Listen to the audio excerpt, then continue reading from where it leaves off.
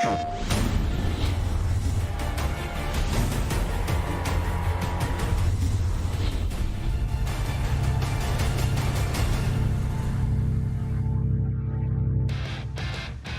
everyone, and welcome to the PS4 Tournament's Open Series NA Monthly Finals for BlazBlue Cross Tag Battle. Glad y'all can join us. I am Raph, and with me, a Bonic Plague, and we have the top 8 for the North American side here. We saw Europe do their thing a little bit ago in the morning, and now we're bringing it back to the US of A and the rest of North America. Yeah, so speaking of Europe a little bit earlier, we do have a little thing to show you guys to get you caught up to speed about what happened recently.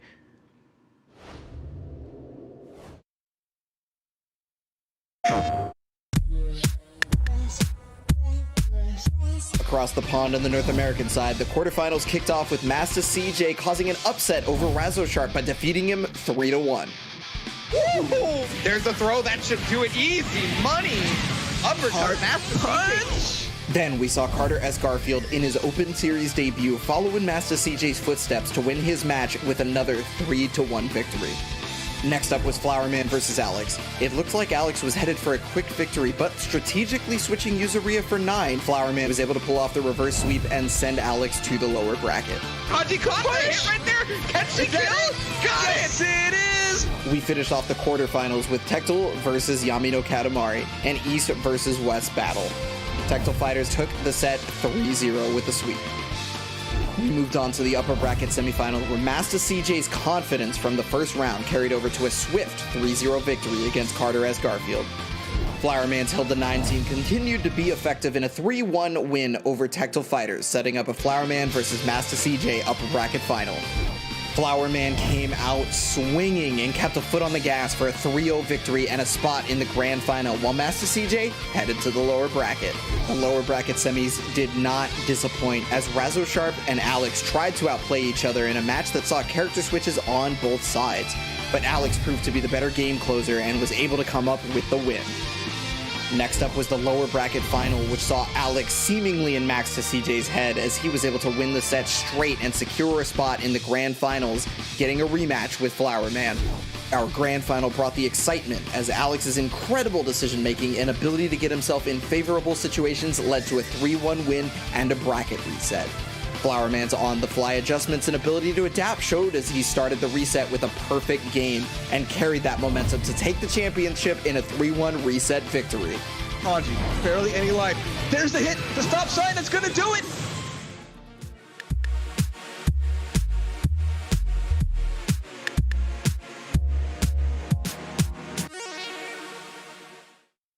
PlayStation. Yeah, and so that was what happened last month over in North America. You guys can see in Europe, we just had a little bit of our own finals as well. Mr. Rowanism not only taking every single week, but then eventually taking the finals, which is completely different if you guys have checked Europe before. However, on the North American side, things are a bit closer to how North America has been so far. North America previous year was pretty much a toss-up of who would win, right? The only repeat champion we have through the weeklies has been Razosharp, who in the weeks that he won took it 6-0 during that bracket. The only time that Razo was unable to do so was when Tempest and Y was the victor that time, and then didn't enter the one that Chop Suey won. But those are two names, Tempest NY and Razosharp, you won't be seeing in this top 8, but Chop Suey you will be seeing in the top 8. You guys see the bracket right here. And the reason you won't be seeing Razo is because Eon Crescent, there at the top, defeated Razosharp in top 16 to make it to this top 8 here. Yeah, talk about a huge upset before we even get into this top 8. Just, Eon doing a great job and solidifying themselves at that top spot in the bracket. And then, going to be up in his match against Malky and Malaclacklack. And going down the list, Yamino Katamari is going up against Yui. Tecto East Side versus Alex, aka Puns. And then Omni Side going up against Chop Suey, who did again, win one of those weekly tournaments. So, another favorite with a lot of momentum, but it's hard to say out of that group of 8 who will be going all the way through. whoever it may be, is going to be looking at these monthly prizes. As you get to 4th place, you're going to be getting $100, and then as you go up, it's $100 more. 3rd place, $200, 2nd place, $300, and the coveted 1st place spot is going to be walking away with $400 on top of bragging rights. So, I mean, everybody's bringing their A game, of course. And we talked about how there's always a new, well, it's not always a new champion, but a lot of the time there are very few repeat champions for NA. NA specifically last year only had 1 repeat champion, if I remember correctly, and that was Tempest. Oh, wait, no. Razzo took a 2nd one, I think, around the end of the year, right? So, not too many repeat champions there for North America. Things have changed a lot. But today, we're officially going to be crowning an actually new champion on top of that, because none of the repeat champions and none of the old champions, actually, from the previous year are in this top 8 right now, if I remember correctly. And if you want to keep that going here in the North American side, you all yourselves can join the action, checking out the link at compete.playstation.com, and you can enter yourself in the weekly events, the weekly qualifiers events. If you place well and make a statement, you'll be a part of this monthly finals, just like these 8 folks are. So check that out there, or you can check that out through your PlayStation 4 by loading up one of these games and seeing it from the PlayStation home screen. And just, it's free to enter, hop in through and, make your mark. Yeah, just remember, you do have to get through the weekly qualifiers to make it to a monthly finals with this big old prize pool. Weekly qualifiers does have prizes in and of itself, but you want to make it to that monthly finals. You want to make it on the broadcast, and you want that shot at $400+ maybe, Heck, I would.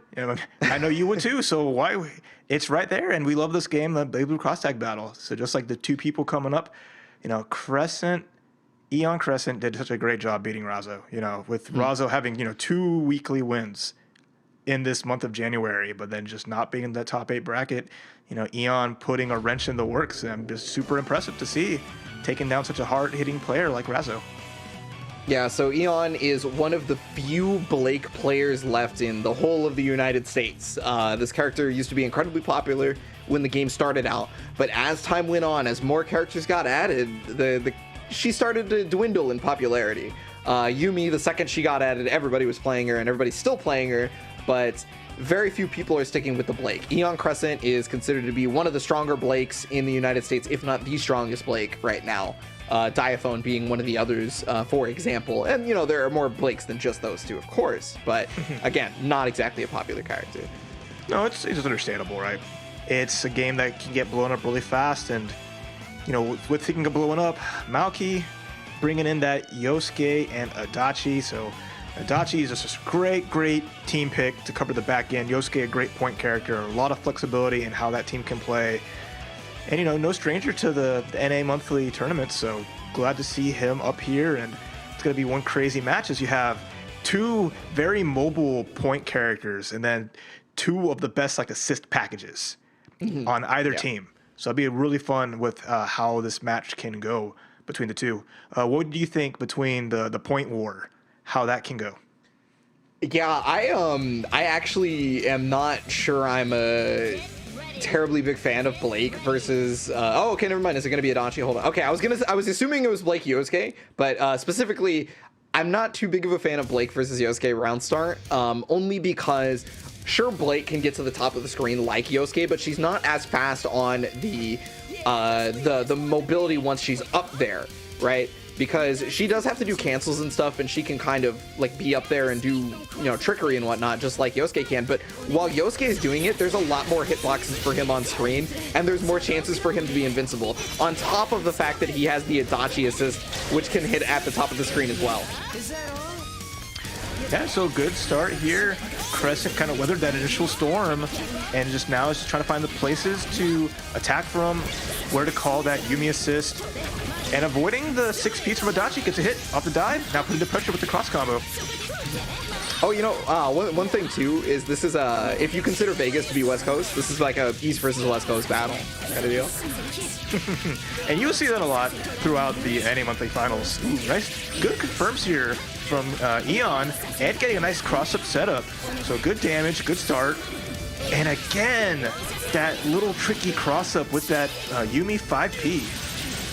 Yeah, just setting it up by waiting for them to tech and then, you know, trying to air dash backwards and then call the assist at the same time. Unable to beat the DP at the very beginning, but then caught the throw tech afterwards. One of the things you're always going to be seeing from Yosuke is, I want to say, desperate defensive options is what I'm going to coin the term as. You will see them use their reversal action multiple times in a row. Things like that. It's funny too because it's like, you know, it's a counter. They made it a bit better than what it once was, but it's still at the same time, it doesn't going to be any effect until someone swings into it. But just good patience there from Eon. So you see a lot of delays to bait, someone pressing a button, to bait a throw. So just really trying to call out Malky in all situations. And even though Malky did block out some, he still didn't try to fight out of it and let the Blake run wild with the Yuumi, which is, again, Yumi's a very hard character to kind of press buttons against. So I can understand. I understand wholeheartedly just kind of sitting there in that situation, but you know, the pacing entirely controlled by Eon. And let's see what happens as we go into game 2. Yeah, I mean, it started out similar to how I was thinking the beginning would start out. You know, Yosuke was very hard to catch. It seemed like Blake was in block stun a lot, but once the start was over, it didn't really matter. And this time it's going to be starting Adachi first, which, I mean, this character is incredibly strong in the air, on the ground, all that jazz. So it's never a bad pick to start. Yeah, not a bad option here. And he got the Blake out, letting her heal up a little bit, so... Oh, wait a minute! I say that, brings the Blake back in, caught up both. Gonna try to max out all this damage here. Okay, hops out. Still wanted to get as much damage down before going for like Garudine or something to hopefully kill Blake, but was unable to get it. Blake's still bleeding though, and as long as Eon keeps calling that assist, you're not gonna get that life back.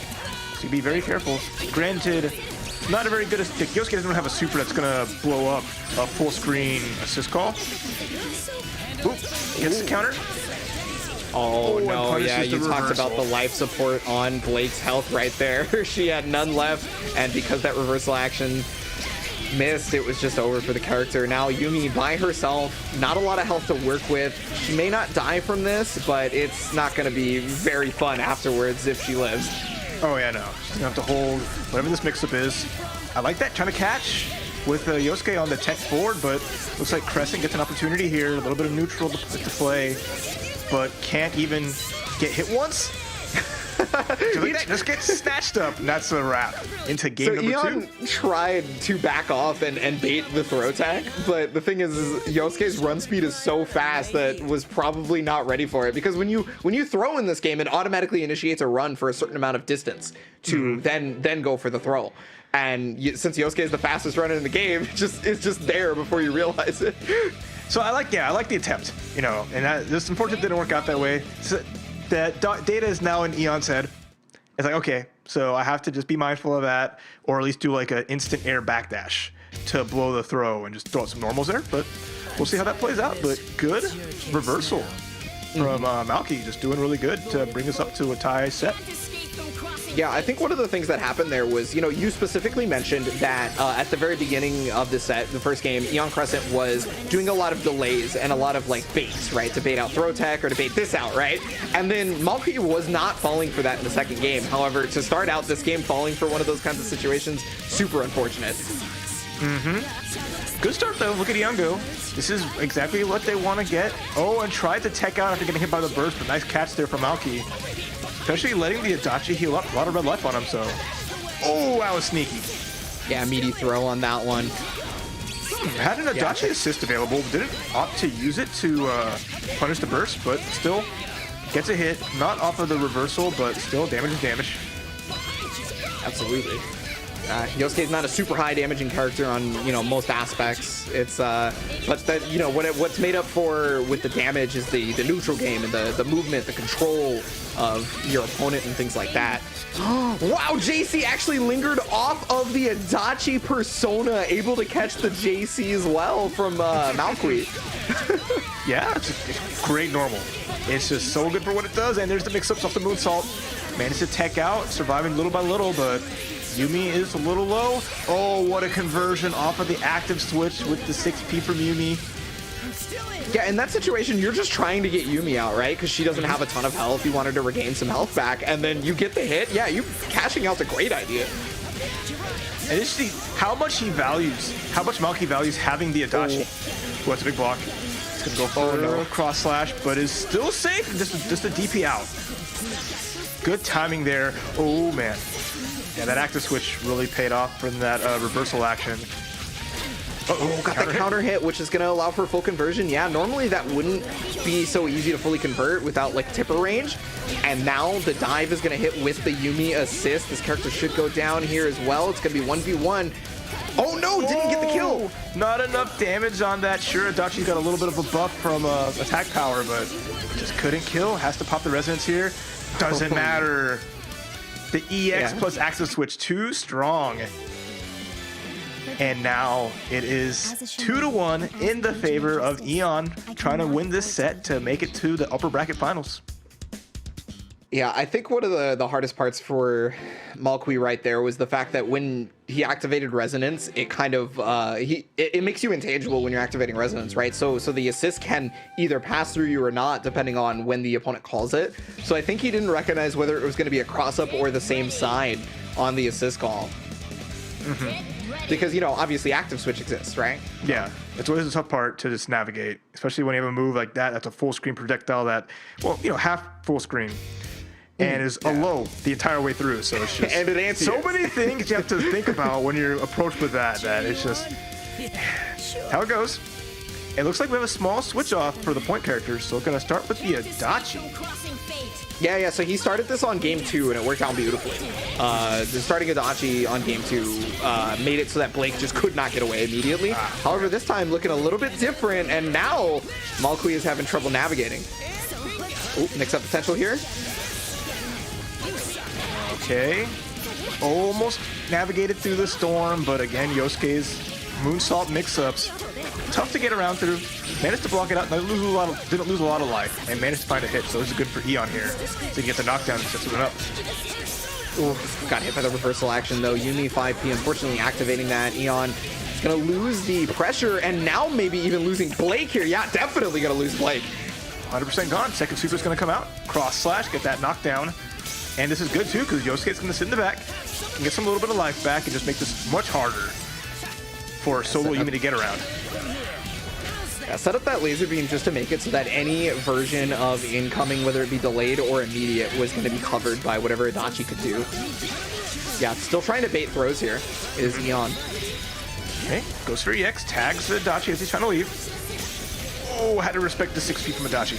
Adachi lost a lot of life here, has to be extra careful, but with Yosuke being able to kind of get out of Yumi's preferred ranges, he can run out this resonance just like that. Did exactly that. And running out the resonance is great because now she's no longer passively building meter until at least Rampage time. Oh, but yeah, they're gonna need that burst to come out to save him. 5C's gonna hit. Just spend a bar to 5C. Got the Marvelous, didn't want the extra damage. Well, yeah, well, I mean, got some extra damage and built a bar. Oh, was gonna be able to, yeah. And this should do it without issue. Simple, clean super. Yep. Okay, a lot different than the beginning of the EU bracket. The beginning of the EU bracket was like a bunch of 3-0s until we got to this, or I mean, until we got to the end of the first round, right? And then now we're in NA. Starting out, we're gonna get 2-2 game 5 already. It's shaping up to be one heck of a top 8. We got all these players again. They're vying for that big prize, right? They want to take the first of the year, get that first place finish. So they're going to be scrapping it to heck and back. You know, sticking to our guns. So the teams have stayed the same, and you know, kudos to Malky for just making those reversals because the games that he lost were a little heavy-handed. Yeah. In Eon's favor. So just good to keep the proper mindset and playing really well. Yeah, it's the mark of like a true champion, right? Is being able to just come back from getting steamrolled or, you know, just a hard loss or something like that. Is being able to keep nice and composed, and the fact that Malqui has done that is incredibly important. But okay, already in a sandwich position with no assist to save. Okay. Really unfortunate there for Eon. We lost the sandwich, and that lost the true pressure and true mix-up, which allowed Malqui to get out, and now he's going to try to take that as far to the corner as he could, but unfortunately dropped the combo. So just that big jump B. That jump in so crazy. Oh, here comes the super, gonna save he wanted Yosuke. Adam Smasher. I think he wanted Adam Smasher. Yeah. But at the very least, Yosuke didn't get hit because of their very smart CC. Oh, combo into the grab, hit grab. I like that a lot. Oh, and to the the counter punish. You just see that, try to get the burst with Blake, but she came in from an angle and just avoided hitting Yosuke, so full punish.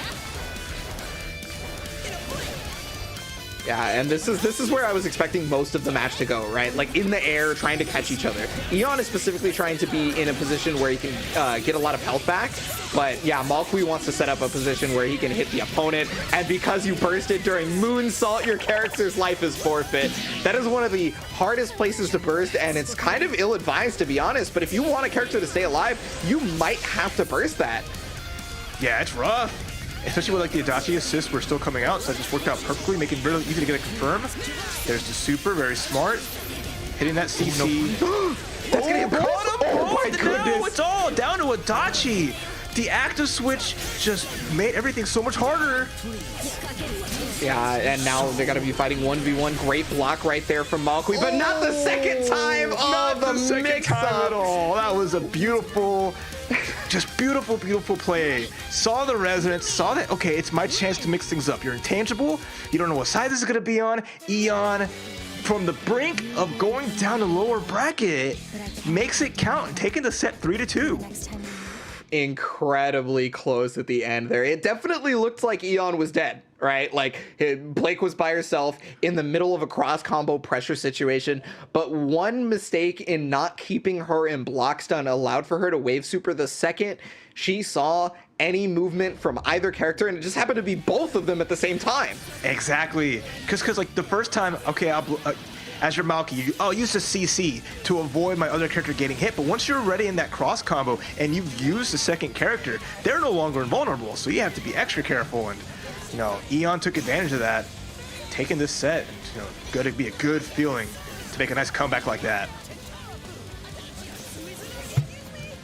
And you guys can see right here, there was like the unfortunate walk back into getting grabbed, and here's where the dive kick worked out real well for Eon. And I mean, yeah, you see a lot of just straight terrible situations the second the Blake assist can come out, because it automatically crosses up if you do not push block the Blake assist. That's kind of the only way you're going to be able to get out of that.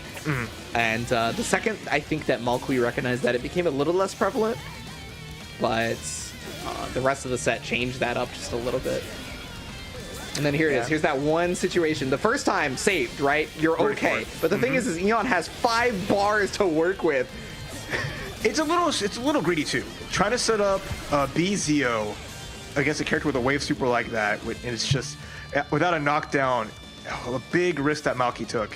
So, you know, Eon capitalized off that, advancing through, and we'll see who they face, as their opponent will be either Yami no Katamari or Yui. So that'll be that second match coming up here in the upper bracket. Yeah, so you guys saw the rest of the bracket there, though. A lot of names here in the Open Series that are very familiar to people, and then some that we would normally see that I guess we're not seeing today. Like, I think Master CJ had been in every single top 8 of last year, not present this top 8, whether it be just unable to attend or whatever, you know. But it paves the way for us to see some other players that we may not have been able to see too much, you know. Yami no Katamari is one of the strongest West Coast players, without question, right? And we've seen Yami no Katamari in the previous Open Series just before this, which was the last one of the year, I guess you could say. And, you know, coming out of California, going to be playing Susanoo and Yumi. Easily one of the best Susanoo's that the States has seen, without question. Very young, but incredibly well equipped for this game. Yeah, just you know, that character loyalty, right? Sticking to their guns. Put it pairing it with the Yumi, and Yumi is always a solid pick as that assist, as you saw in like the last match. So a big threat, especially you get those hits with Susanoo. That's your life bar disappearing. Speaking of big damage though, on Yui's side, Chie Adachi. Yeah. So again, you have that same kind of idea. You have a point character, and then you have the second character being the strong assist package, either Yumi or Adachi. Chie powers up, right? That's her big thing. She wants to get these specific hits in set up situations where she can use her super power charge. She activates that, and her damage increases exponentially. Even better when you have the proper setup off of it and can get it off early, because it can just erase a character's life bar with just a basic auto combo or whichever. So it's just that danger is there. So we're going to see if Yui can set those up and really just melt Yami's health, because Susanoo does have like the 18k. He is a big boy and has a lot of life on there, but it doesn't matter when she is on the screen. Well, I mean, Susanoo specifically is maybe the highest damage output on average meterless for a character. So if you want to race in damage, Susanoo might actually be able to keep up with Chie in certain situations due to the fact that he can do so meterless, right? He doesn't need to power charge. He's not going to get nearly as much damage on the maximum output of Chie, because that's just not possible. All right, no, that's just the game is designed like that. So we're not giving power charge to Susanoo. He don't need anything more. So we'll leave it at that. So it'll be fun to see. Oh, starting with the Yumi. So trying to find a situation to bring in the Susanoo, but I like that having a better round start with the Yumi. It's incredibly common for Yami no Katamari to specifically be going for the Yumi round start because she just has so many better options than Susanoo at a round start. A lot of Susanoo teams you'll specifically see most people, if they can, run a different character first. Yeah, I mean, Chie is not like known for her super strong round start. So just like 5B from Yumi, it's going to basically make it so that Chie has to respect it at all times. Good start though. Yui coming back, getting some damage using the super. Adachi a little low life. Ooh, with grab. Try to do 5A grab. Got him. And that's going to kill off Goodbye. Adachi. Not even going to get the chance to play with that character. She by herself, only level 2 resonance. So whenever they activate, whenever she decides to activate resonance, she's not going to get a ton of health or meter, back for it. Okay, Chie pops the resonance. Try to get a little tricky there. And here comes the meteors. Gonna put on the meatballs. That's a big part of how Chie operates the best when she's in resonance. As an anchor, she can put out the meteors to kind of cover her as well as get some chip. And all the life back too, which is really important. Oh yeah, easy confirm right here. This should be death. Yeah, just went for the easiest combo possible. I like it. Hey, you gotta know sometimes to make it simple. Last thing you need to do is let anybody who can power themselves up and melt anyone's life bar to have a chance, right? So, good recognition on the counter hit, and Yami no Katamari taking that first game.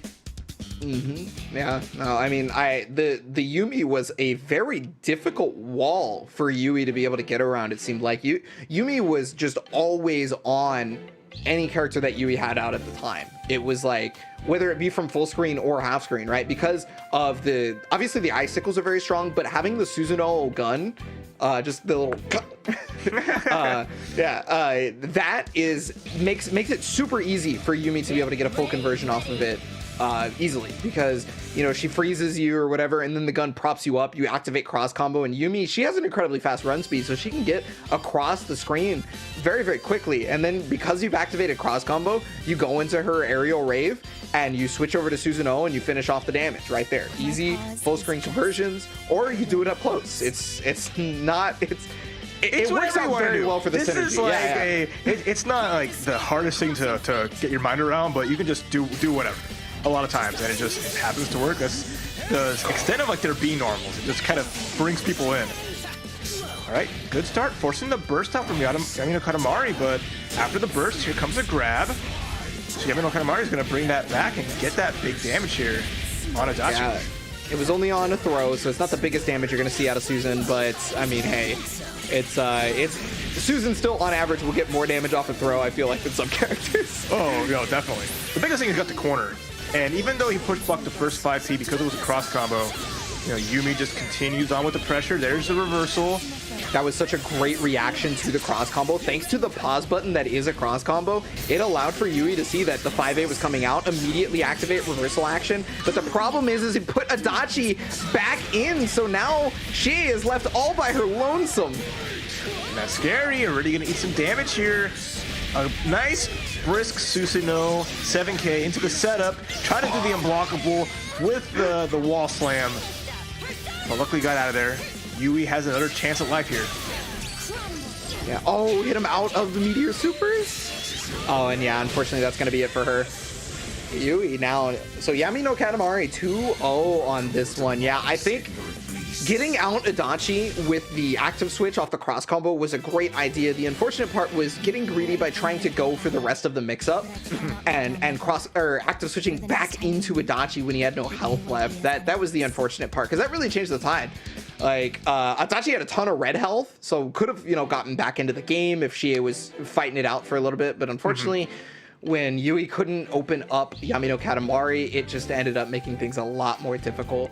Yeah, because like she tried to get away. Yui tried to back up and just get that space, maybe take a hard tag going. But that's a big part is like Yami no Katamari is like, you don't have any way of bursting out. There's no safe way to get this character out unless you try to call an assist and do like a active switch. So I'm just gonna get on top of you, make it so that an assist call is gonna get hit, and then a hard tag is gonna get hit too. So it's just such a hard position to put yourself in, banking on that gamble of that mix-up hitting on Yui's side. So up is Yami. Active switch mix-ups are real hard to block. It's 3 frames, the active switch, right? So like it's not like you're reacting to it. You just have a strong read, like a strong idea, or either that or you messed up and it's a true block string, so they never needed to switch which side the guard was on. But it's so I mean, it's not the worst idea in the world, but I feel like when you're in that position with health, it can really play to your detriment. Oh no, hitting the Susan. So Yumi gets the hit, and Yami forces the burst out. I like that. Knowing that Yumi wasn't fully in the corner. So Yumi's going to get the knockdown with the cross slash. Not as good as Oki as like the U counterpart will get off cross slash, so.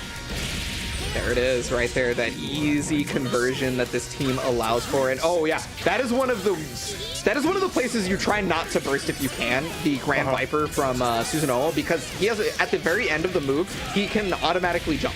Right? It is jump cancelable despite it being a special, and he's going to jump cancel it. There's no reason for him not to.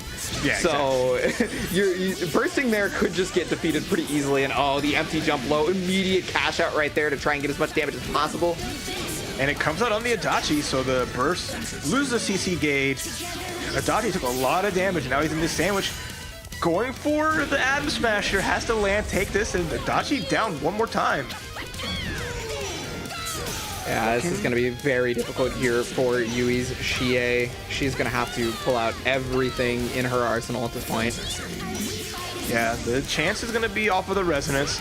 There can be some meteors coming in, but for the most part, they're already starting at 1 bar. It's going to be difficult getting to that position as they have to block out, but the 2B sneaks out of the corner, gets the anti-air, going into meteors. Power charge. Is this a dead character? That is not quite. That is an alive Yeah, she didn't have bars, so I wasn't too sure on that one. And I mean, now this is a pretty easy kill for Yami no Katamari. Yeah, just gonna immediately go into super off of this, 1 DHC, and that is going to be a 3-0 for Yami no Katamari. Moving on. Yeah, just kept it solid. Yami no Katamari, getting those Adachis out early. It's always down to the solo Chie. And unfortunately, it's just a tall mountain to climb. Yeah, there's that damage potential there. It's a big damage potential, but it's like it requires that synergy to really break into. So when it's just her by herself, there's a chance that, like you saw that corner combo, it's just the drop made it a little bit harder and it still had a chance, but that was so much resource heavy. So even though the Chia was safe after it, there was no more bar. That was 4 bar total. Just a hard position, especially when you're trying to run away from Yumi Susanoo. Well, you're totally right on the synergy aspect, right? She is a character who thrives on having another character with her. She kind of needs it, honestly. Like, obviously, she has incredible aspects about her by herself, but in this sort of game, that's not enough. She is one of the characters that becomes that terror that she truly is with an assist character to back her up. And if she doesn't have that, it's... Especially against a Susan Yumi Shell specifically, I'd be hard pressed to find ways that she is going to be able to fight that very easily. So, good stuff to Yami no Katamari, making it past round 1 in the winner's side. So they will be facing up against Eon a little bit later in that upper bracket semifinals. But we still have 2 great upper bracket matches for the first round, as our next up will be Tectal Eastside representing Georgia, going up against Puns from New York, aka Alex8721. Alex is a unique player because one of the rare few, for me, that doesn't have social media. Most anime players in the United States, we're all over Twitter. We're every which where. But Puns just shows up in Twitch chat, hanging out, will drop by, streams all the time. Wonderful dude. One of the nicest people I've met. but also so talented because just makes Kanji look so much better than he is. I mean, Kanji got some love in the most recent patch of the game, but yeah, I mean, the character does honestly have its struggles. Specifically with Alex, though, you see Kanji Yosuke right here, right? But that doesn't tell the whole story for Puns for Alex. Alex plays maybe the whole cast, right? Like, it is, if you've watched Open Series and you've watched Alex's matches, I dare you to go and check a whole tournament where he only played one team. I don't think it's possible. I mean, it lives and breathes this game. And then Tectel, just a super seasoned player. Tectel East Side, repping the Ruby Yumi. So just across a lot of Arxis games, always done super, super well. So it's always a treat to watch. And you know what you're getting when you see, Tectel coming up the board. Just a solid play style, got a great game plan. And if there's anyone that can take it toe-to-toe with Alex, Tectel could definitely do that. Yeah, that's actually one of the reasons why I'm so excited about this match in particular, is because I feel like these are two of the stronger players the US has in general, not just like, the Open Series, like actually just playing BB tag, right, in the whole of America. And to meet in round 1 of top 8 is going to be, I mean, you remember in EU where we hit that final like round 1 match where it was real close, it was Jaju Kakuja J versus Cax or whatever it was, and I feel like this is a very similar position. Yeah, both of these players I could say would be in grand finals, like without question. Oh yeah, for sure. This is at that skill level where it's just, it's going to come down to the player matchup, a lot of it, and I'm excited to see how that plays out. Just because at the same time too, it's like Kanji can get oppressed, right? That's a big part. He can make some magic happen, especially with like Yosuke at the forefront. Yosuke just have the high mobility, controls the pace of the match really well. But I know in the sense that we'll see how oppressive Tectel gets, and he's running the Labras and Labras Yang. He's like, I want to get in.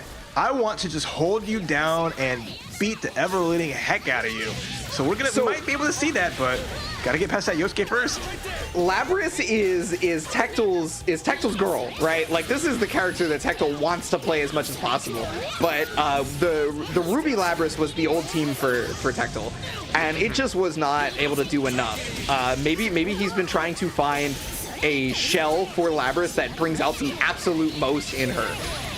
But without a doubt, like Tectel was like the best Labras when playing her constantly. Oh yeah, super, super strong. And you also might think like the character matchup lends it to like, hey, I can play this team. I can run the Labras. There's not like one of those really oppressive characters that I got to worry about in the sense of a lot of them, but I don't think it really matters much as say goodbye to Labras. I said all that, but she's about alive. To go down. She's alive. With a sliver of life. Is it going to see an active switch? Yes, there it is. Okay, Labras is going to be safe.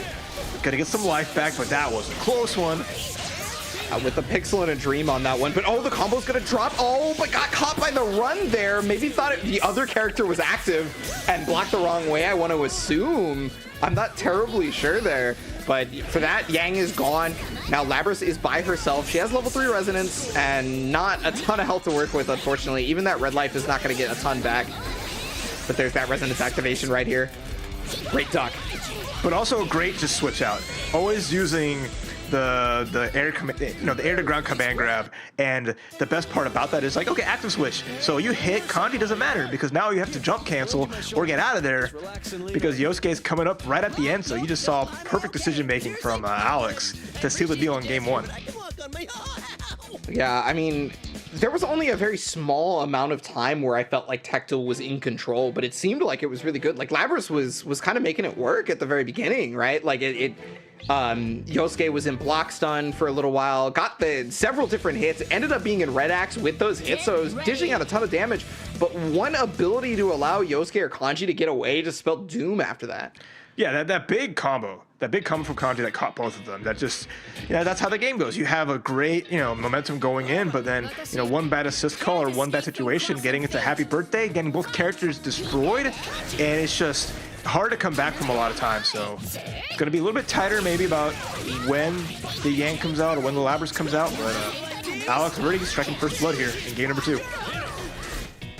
Yeah, pretty similar start, or not similar start, but pretty similar to what we were expecting with Yosuke being able to run away. Anybody who's familiar with PP Tag knows that Yosuke runaway is incredibly hard to deal with, especially for a lot of characters. Labrys is one of the few characters who has a button that can reach at the top of the screen while in the air. Oh, but the armor going for the reversal action does not care at all. I love it. The power of Yang just to break through anything. But gets the hit either way. So Alex turn this around. He's gonna put some damage on Yang. Not enough to put her in semblance, but great anti-air. And now we'll get the sandwich here. Okay. Oh, sandwich is going to work out just well enough because not only did it get Yang out, but it's also going to get the hit here on Kanji. Only green axe here for Labrys on Tactile's side. The axe colors, for those of you who don't know, she does more damage basically for the different colors. The higher it is, being like red, for example, being the max, it's going to be the most damage output. Next command grab. Gonna just set up Smoky, but the up back from Tactile. Gonna bring in the Yang. Probably get a switch out just so Labrys can get the life back. There it is. Oh. I didn't even see Tactile switch, so I was like, oh wait. It was smooth. That was a silky smooth switch out, but the low is going to catch Yang. I like that option from the air because all of Yang's armor, little 5C user catches it in the reset, but all of Yang's armor loses to lows. So going for that slide, never a bad option against her. Okay, well, the hit on Labrys right now is going to be able to cross combo if he so chooses, which I assume he would. I don't see any reason why you wouldn't want to be able to get the full conversion here. No, was unable to get the hit into super, but caught the assist.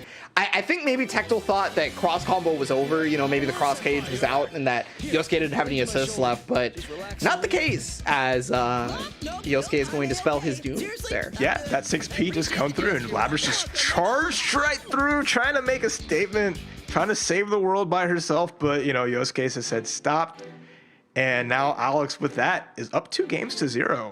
You know, just see all the opportunities that you see that Tactile's getting these hits in, trying to make them count, but it just hasn't added up enough. It just hasn't been able to take even down with a single character all the way through. So I think might be going for the character swap here. Now they're down 2-0. We'll see. Like you mentioned, they do have that Ruby Yumi. Instead, the Ruby Batista. Okay. All right. Yeah, this is another character that we've definitely seen from Tactile previously. I think what it's going to be specifically is the 4P from Batista that we're looking for. So we're looking for the mobility from Ruby being the second fastest, right? And then Batista specifically to snipe people out of the air where Ruby cannot. Yeah, and you think too, if you put the anchors together, right? Batista is going to be able to control Kanji really well with those normals, with the lasers, but Yosuke's that whole determining factor here as first blood again goes to Alex. What a cross up. Yeah, moonsault mix up right there, and they're taking the burst right there with the 2B. Excellent from Alex. Great call out, and already almost half life gone on both characters on Tactile's side. Yeah, again, Yosuke is not exactly a super high damaging character, right? But he gets everything else where it counts. He's getting some life back here. Got the Batista in. Oh, the reversal, but she's not countered it, but still, it's gonna be enough.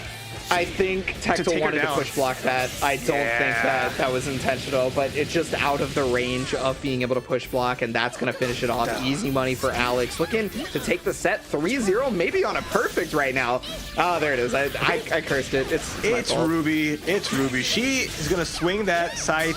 It's going to hit left, right, up, down. Doesn't matter. The Ruby players are going to get those confirms because they're like that. It's a good thing this character keeps getting buffed. All right, well, it's the full corner confirm here. Resonance almost gone, so not going to see a super out of it, but still at 5 bars. Has plenty of VXs left and some supers to get the confirms. Both of them? Couple characters! Oh, wait, unfortunately, no. Kanji fell out of there. I guess maybe there was just a bit too much pushback on that. And that's going to be great for Alex, because it's going to keep him nice and alive. Yeah, try to go for the command grab right there, but oh wow, and there's a conversion here? Okay, I would have lost it. That was almost ridiculous, but that small drop cost the kill on Yosuke. I mean, there's still a good chance here for Tactile. Ruby's got a lot of life, no bar, but the snipe with the cannon, and now it's down. Kanji versus Ruby, baits out the reversal. And then try to run down this bar. resonance timer. That's going to finish it off. No, he built the bar for the EX thanks to that sweep. I think Tectal knew that he was going to build the bar because just immediately went for the combo that you normally would on EX.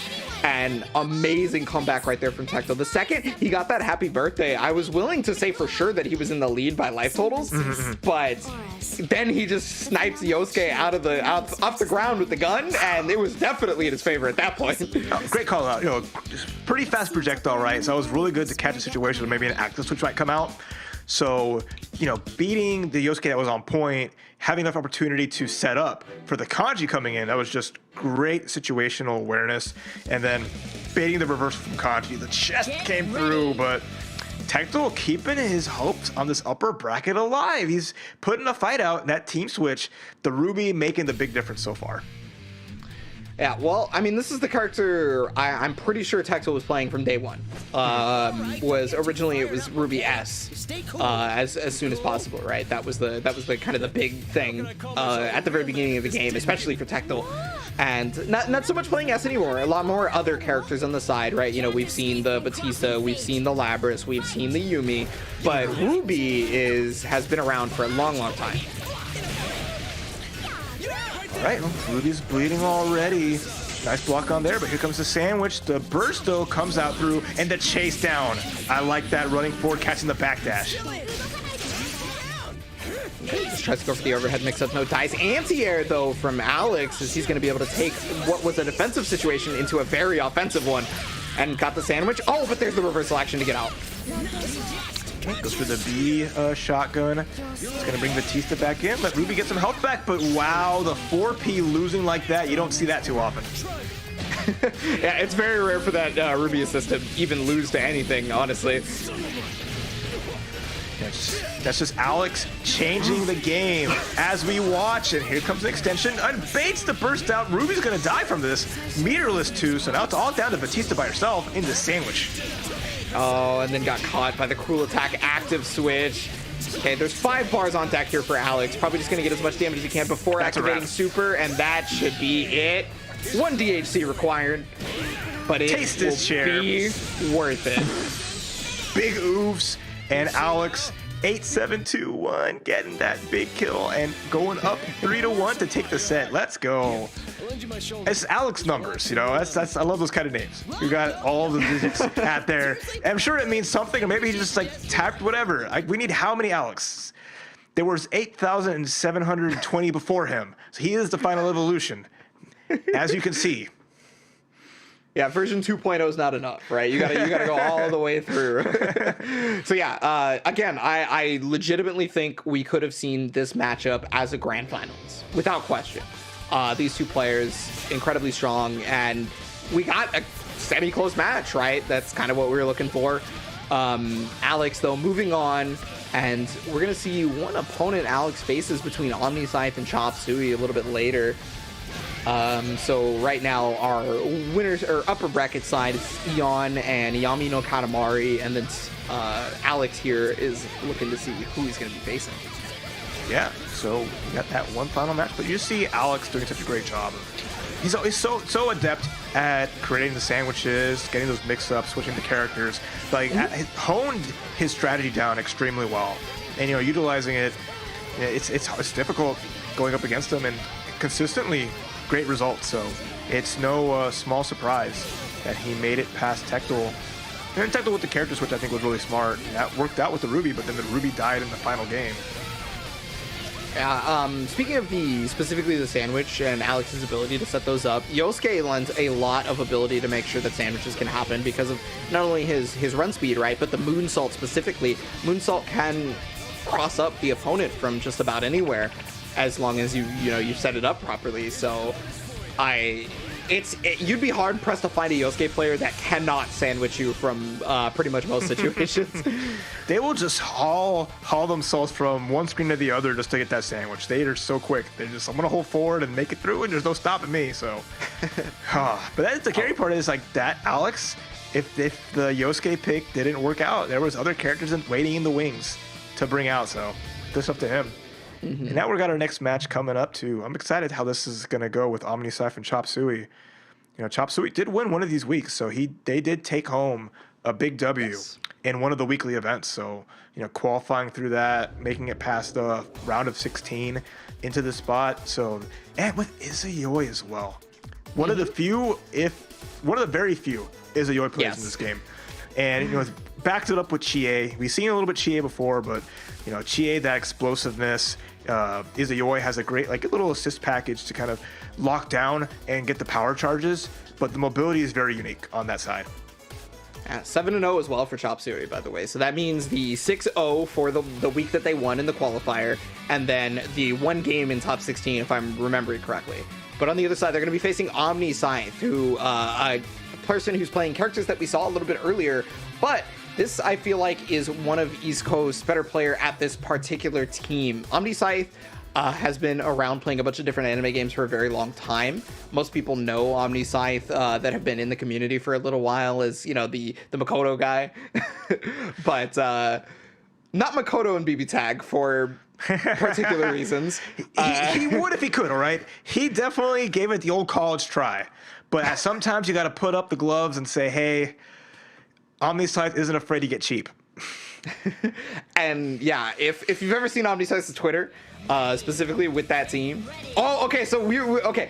And speaking of seeing Omni Scythe's Twitter, this team has been showing up a lot on Omni Scythe's Twitter. So for those of you who don't know, there was recently a cross-regional net play exhibition, right? Where Cax, one of the best in EU, was impressing a lot of folks with Aegis. Cax is also a regular here in the PS4 Open series and is obviously one of the best players that we have. And because of that day, everybody I saw was talking about, maybe I should try Aegis out. It's not like North America doesn't have their fair share of Aegis. Like, Cactus is ridiculous. Yeah, and we have doesn't maybe enter a lot of events like that, but just always been a threat. So, but it's the ones that are visible that make it so everyone's like, wait a minute, this character's got that sauce. Even if it's Banana Can before them, Aegis has such amazing players. But going to the match here, Omni with a little bit of a deficit gets a hit so and forces the burst out of Chop.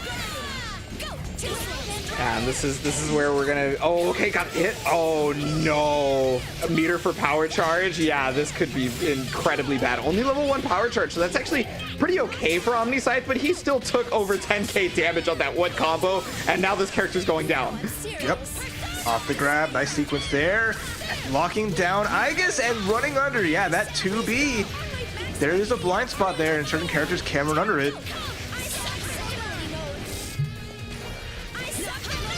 This is one of those kind of funky matches, yeah. Like the DP is really good because a lot of the airborne approach from Aegis.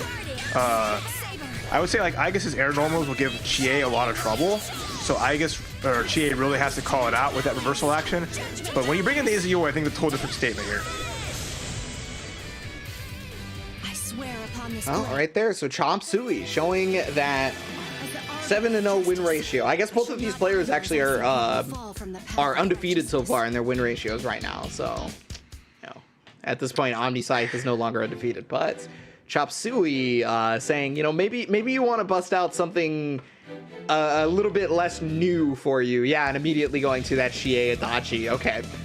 So this is the speedrun team. This is the speedrun team. This team creates speedruns. Yep. Round start. If you get that happy birthday, here comes the power charge, and say goodbye to that round. So with Chop being a Chie player, I would hope there's enough wariness to understand I don't want to challenge this at round start. I don't want to put myself on the highlight reel, end up on ESPN. Okay. Yeah, I don't see any reason why Chop Suey would not know what Omni Scythe could do at round start, right? I think it's pretty clear. But that round start was really good up until that moment, and it's not gonna kill, but it's gonna hurt. Yeah. That's a lot of damage on there. It's gonna set up a hard to blockable. Force the burst immediately. Oh, and the backdash grab. All right, Chop. That was a good reaction to the tech forward from Omni Scythe. Yeah, setting up the Tomoe mix-up, but okay, meteors. And then because Chie was taking the meteors to the face, the Izayoi projectile actually got to rock and ended up hitting Omni Scythe, stopping the offense, and now Omni Scythe is far on the back foot because this character should go down here to God Hand. Boom. And okay, Chie's out. It's all down to solo Adachi here. Only level 2 resonance. 5B, good hitbox on there. But even better hitbox on the EX. Language Adachi. Adachi doesn't care, and you know that. If you played Persona 4, you know that man does not care. Oh, what a tricky setup there. Beautiful jump B into jump A. They got the fuzzy off of that, and 2 up is chop. And that's a tricky thing to deal with, right? Because you have the reverse beat from that jump B, but then if you block Chie jumping like that, she also, if you block both of them, she can just go for the instant overhead because that rising jump A will catch them. And that, so it's you usually want to try to push block her if she gets a raw jump in like that as fast as possible because you don't want to be put in that kind of blunder. It's not a mix-up I think I've seen too often, but it's really there, and it's scary because she'll get a full like jumping combo if she gets that rising jump A as well. I feel like you don't see that mix-up too often because most people try to take the steps to specifically avoid that mix-up, right? You talked about the push block as soon as they get a clean jump in. Yeah, that happens a lot. People would love to push block, but sometimes you don't have the meter. Sometimes you're stuck. Yeah. And Chie then just says, you're at my mercy now. That's scary. Exactly. It's super scary. It's one of those things is like when she gets in, she has a lot of fun stuff to see there. But it's just everyone's trying their best to keep Chie at bay. They have the meats and Chie's on the way there to eat. Ooh, big swap. So Aegis Batista here for Omni Scythe. Back over to the Aegis. Okay. And I mean, this character's got great. This team specifically, I should say, not just the character, has great anti-air ability. So, I mean, that kind of hurts Izoi a little bit because she loves to be in the air if she can. Mm-hmm. Yeah, 2B always really good. Then you have like a reversal that goes skyrocket straight up. And look, Omni getting some good damage here. Got Izoi pinned down. You don't have to see a burst there only because of gonna get punished. Hard tag gets punished.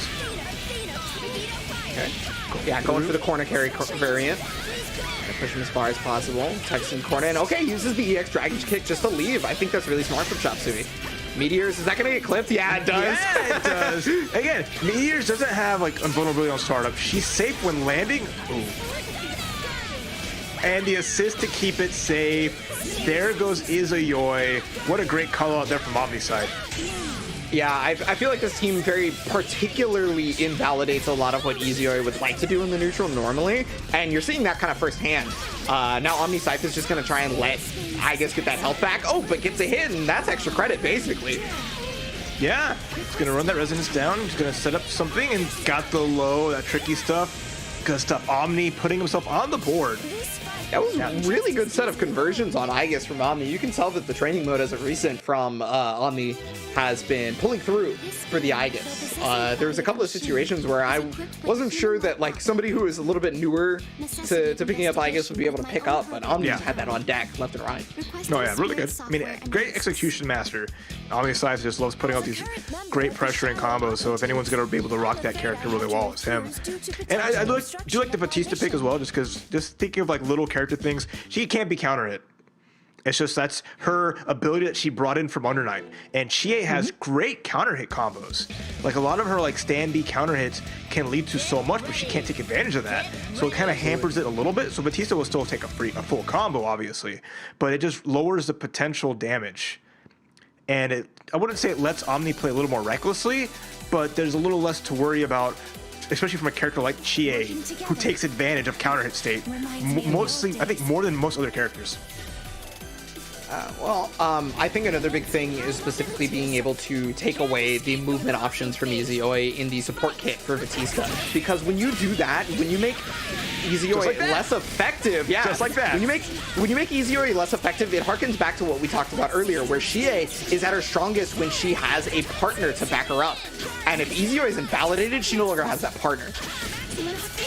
Yeah, and going down, but okay, kind of awkward situation. Optimus just back off and try to save Batista, but try to do something with her after the cross combo. Yeah, it was specifically to snipe out the meteors with the 4P after cross combo activation. Wanted to see if it would work out. And I mean, Omni Scythe had the health to play with on Batista, right? So it wasn't like it was going to be too big of a detriment. I didn't know if that was going to land into the command grab or not. Not quite. And Okay, 2 meter gone. Still a lot of meter though on a little bit of meter on Omni's side. Chop fighting it out though. Here comes the meteors. Beam doesn't work out. Ooh, mix up. Yeah, the classic. We've been seeing that since BlazBlue. And now there's a friend to make it even better. It's okay. Snipe the laser. And like this, run up, jump, try to bait something out. Great reaction there from Omni's side to check the teleport. She still does have to recover from teleport. She cannot block immediately after teleporting. Oh, but the air to air right there. Try to escape but get blessed, and now Omni looking good here. Solo Chie lands, gonna get the kill on Aegis, and now we're down to our final characters. Activate Resonance. Yeah. Okay, so there's the Resonance right back here, but the meteors are gonna get active, and Omni must have That's it. tried to. I don't know what Omni did, but just Omni got hit. That's what Omni clipped by did. the meteors. Oh no, had the Resonance activation, got hit by the meatballs from the sky, Cloudy with a chance of pain, and just after all of how Omni played that so well, all it took was that one super to seal the deal, and Chop makes it to the next round. Holy crap. Yeah, because Batista can't be counter hit, I don't know if maybe Omniscythe tried to laser super on reaction to the Meteor super and just like messed it up or something. It could have been that, could have been trying to jump and got clipped during like jump frames. There's so many different variables about why Omni possibly could have gotten hit there, but whatever the case may be, just like you said, Chop Suey is going to take that all the way to the upper parts of the bracket as they're going to be moving on. Yeah, good stuff. Always fun to see, a unique team, right? You don't see Iza Yoi too often, so just seeing it piloted by such a strong player, and then Omniscythe bringing out all the squads. So you have a lot of variety just from this set alone, which I really love to see. Omni, that last pick of Batista Aegis did such a good job. Just couldn't close it out on that second game, and that game where he almost had that win. But you see here from the game he did win, just great awareness overall, player tendencies, great round start with the beam to start things off, get the damage on Iza Yoi, but Chop held through and held it down. Definitely proving to be one of New York's finest for sure. So Chop is somebody who has been in the Open Series before. This is not the first time we've seen them, and it's not the first time we've seen them in winners semis, I don't believe. So we are going to be seeing it for another time. It's going to be Eon Crescent, Yamino Katamari, Alex, and Chop Suey up there in the winners. And then the losers bracket, we're going to be waiting on a couple of matches. It's going to be Omni side versus Tactical East side. If you told me that was going to be round one of losers, I would not have believed you. And we got to see one of those guys go. That's the tough part. And you saw Yui, she beat Malky to advance to the second round of losers. So those will be happening off stream. But you will see a lot more winners action as the round 2 will be going underway soon. But for now, we're going to take a small break, go get some stretches, get some water, and be right back as more NA monthly. Oh, before that, before you stretch, drink some water, I want you to go to compete.playstation.com to be able to sign up for these, because maybe you're watching, maybe you think you can beat these folks, or maybe you want a cut of that prize pool we talked about at the very beginning. So you do have to qualify for these monthly finals. Each of these players has done that by going through a weekly qualifier, and you can read up on the rules, read up how to do that at compete.playstation.com. It's not going to take you very long to go grab some water. So, load up compete.playstation.com, come on back over here after you grab that water, read up on that, get signed up for the next one, and get on the broadcast by hopefully doing pretty well. But yeah, just like Raph said, we are going to be kicking it off to a quick break, and we will be back with more BB Tag action in just a moment, so stay tuned.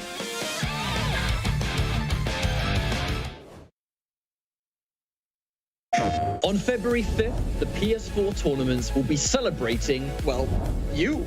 PlayStation is hosting the FGC Arcade, a massive celebration for the fighting game community that will feature our top pros and awesome commentators like me, like yours truly, like myself, and we'll be showcasing a wide variety of fighting games.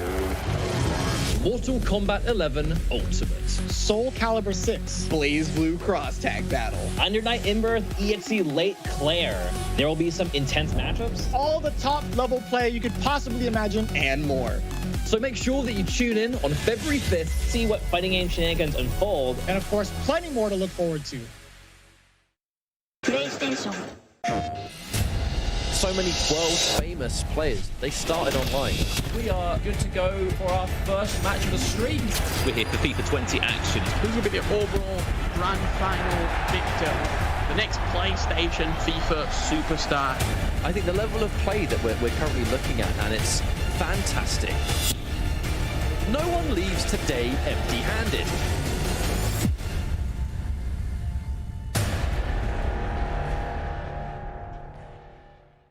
PlayStation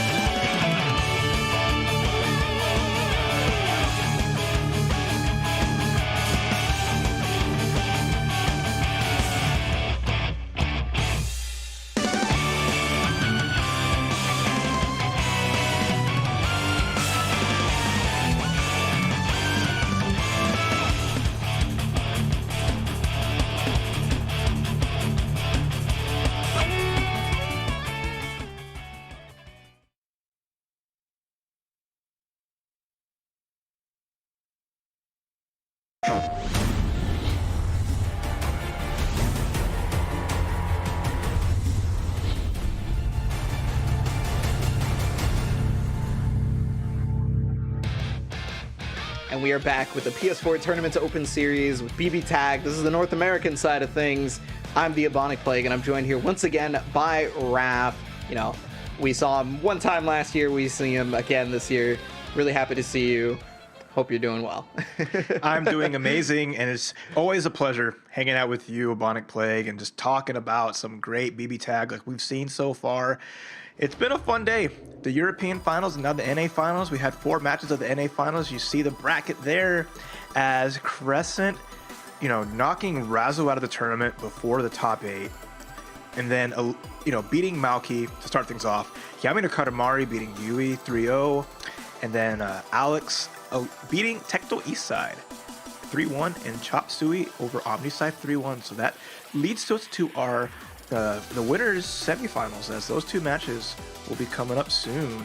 And the losers, as you see, Yui eliminating Maoki 3-2, and Omniscythe and Tecto should be playing right now as we round out that losers bracket. A lot of good stuff so far, for real.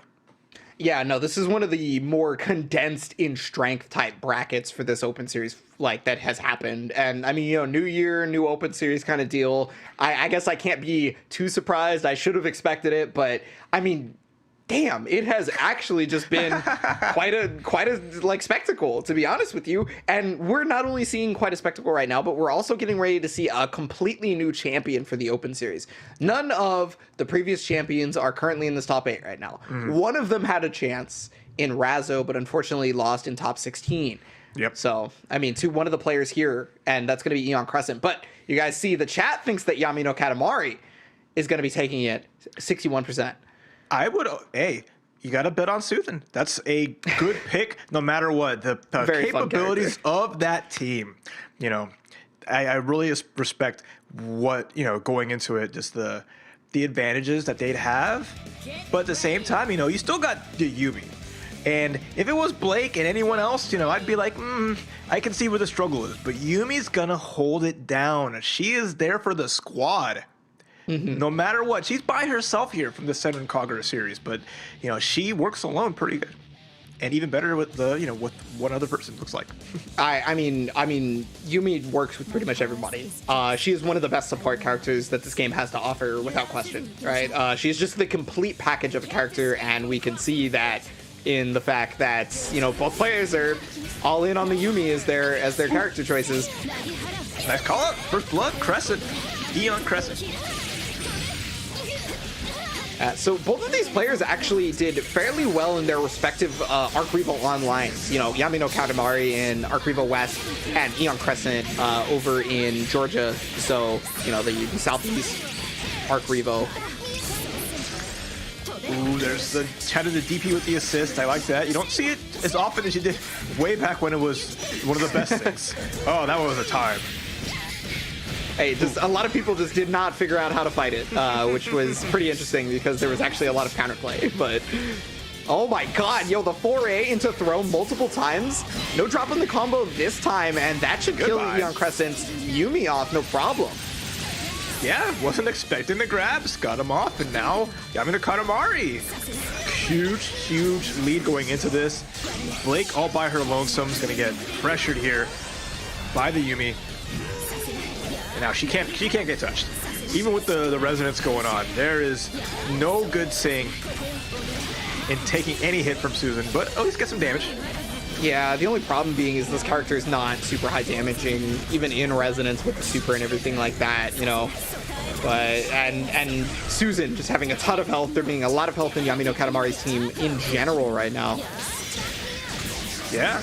Oh, Young gets hit. And he just gets popped out. Full extension, yeah.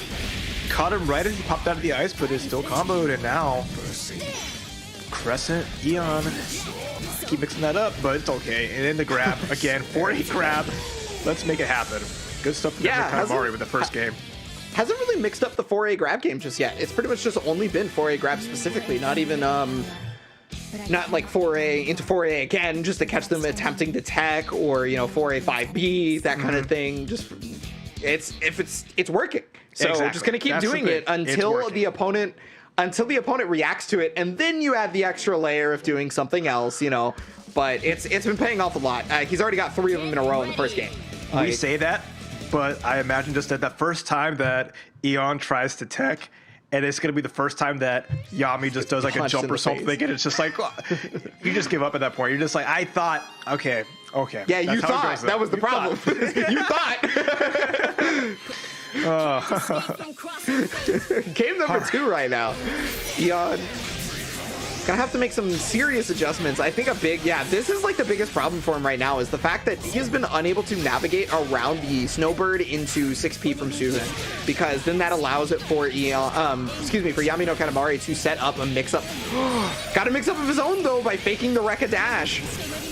Yeah, you saw a whip throw, and look at that pressure here. Great block. And yeah, good block on that, knowing that Blake is really going to steal that corner. And now she's in the corner. Look how much life she's losing off of that. And there's the assist. Timed a little too early. Didn't get the punish. Wow.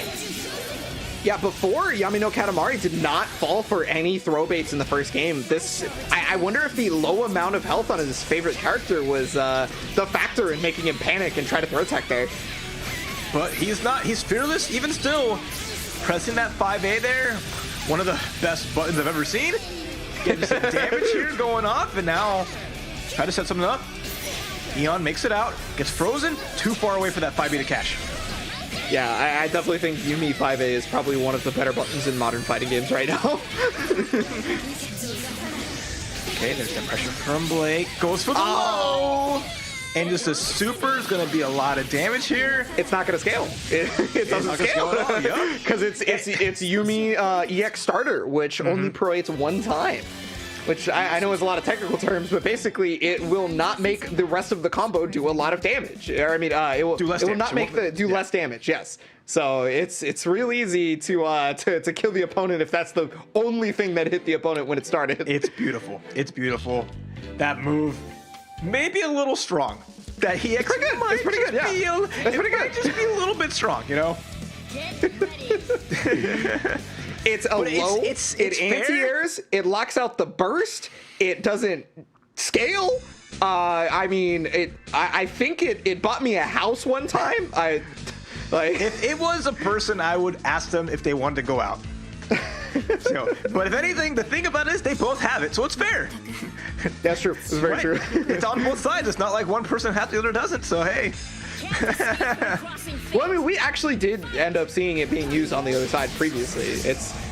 Oh no, this is a free combo right here. This is what we were talking about earlier. He wanted to expect the burst and try to, stop it from happening, but no dice right there as Eon Crescent did not bite. Yeah, good for me. I just played solid defense-wise. Looking pretty good in terms of not wanting to fall for the same old thing. Oh, and there's he got both characters. 5A! You thought Yumi was safe back there? No, not at all. What a Gonna switch cash out. characters. Probably gonna go to Wave Super on this. Oh no, has to use the EX bar. Oh yeah, because I already used the EX bar. Excuse me, not. I totally forgot about the EX bar at the beginning of the combo, which made it so I couldn't go into Wave Super. No wavy. But still this corner pressure here. There's the EX, just creating space here. And I imagine we're going to see a swap into... Good block. There it is, yep. And great reversal. Ooh, same side mix-up, gets the tipper range as well on top of that. No burst available. He's got to be able to activate cross combo and get the resonant super in as soon as possible. Does exactly that.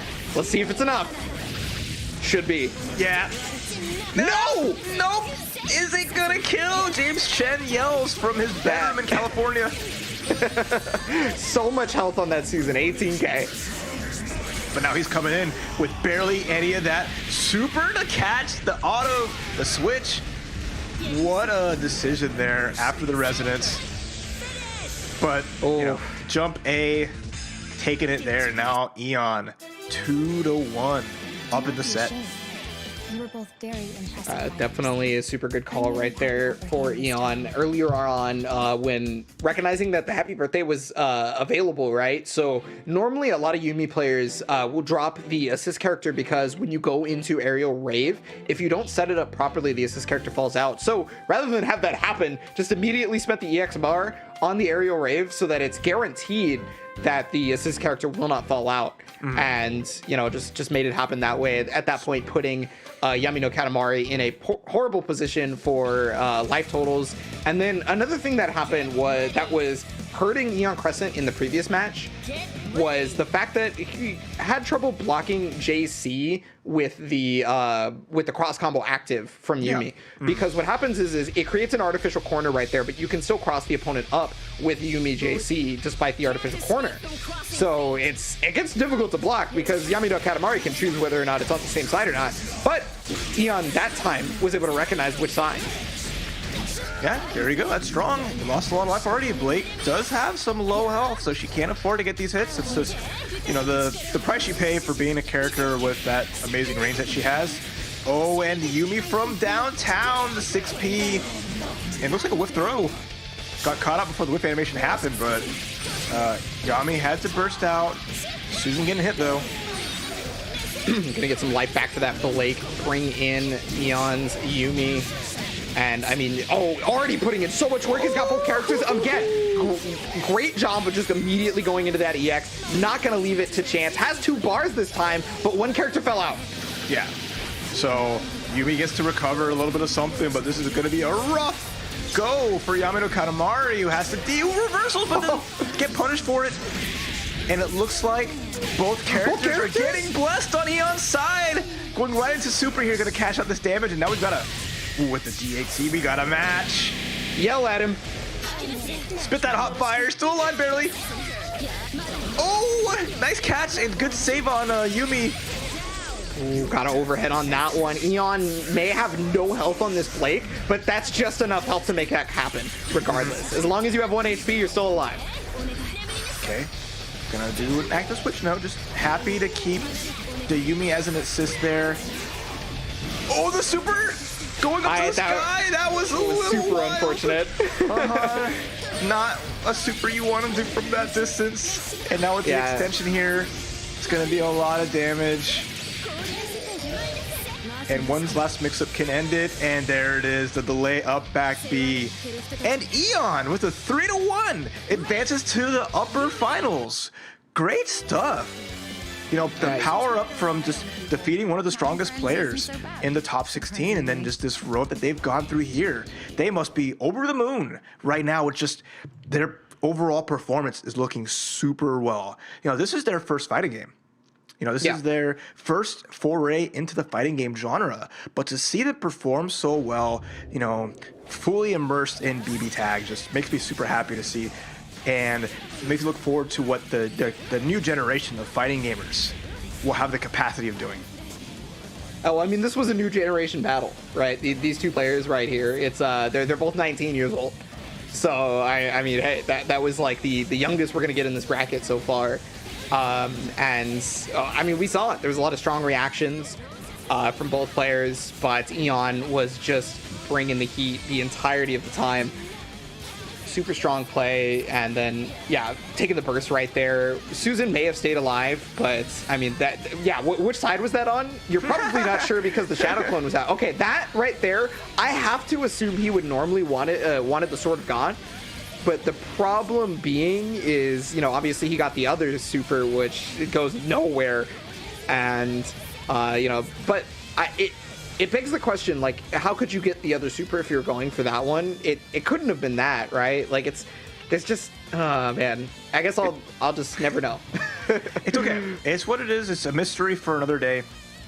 And we look at that bracket again as Eon made it to that upper bracket finals, and as they await the winner of our next match, which will be Alex, aka Puns, going up against Chop Suey.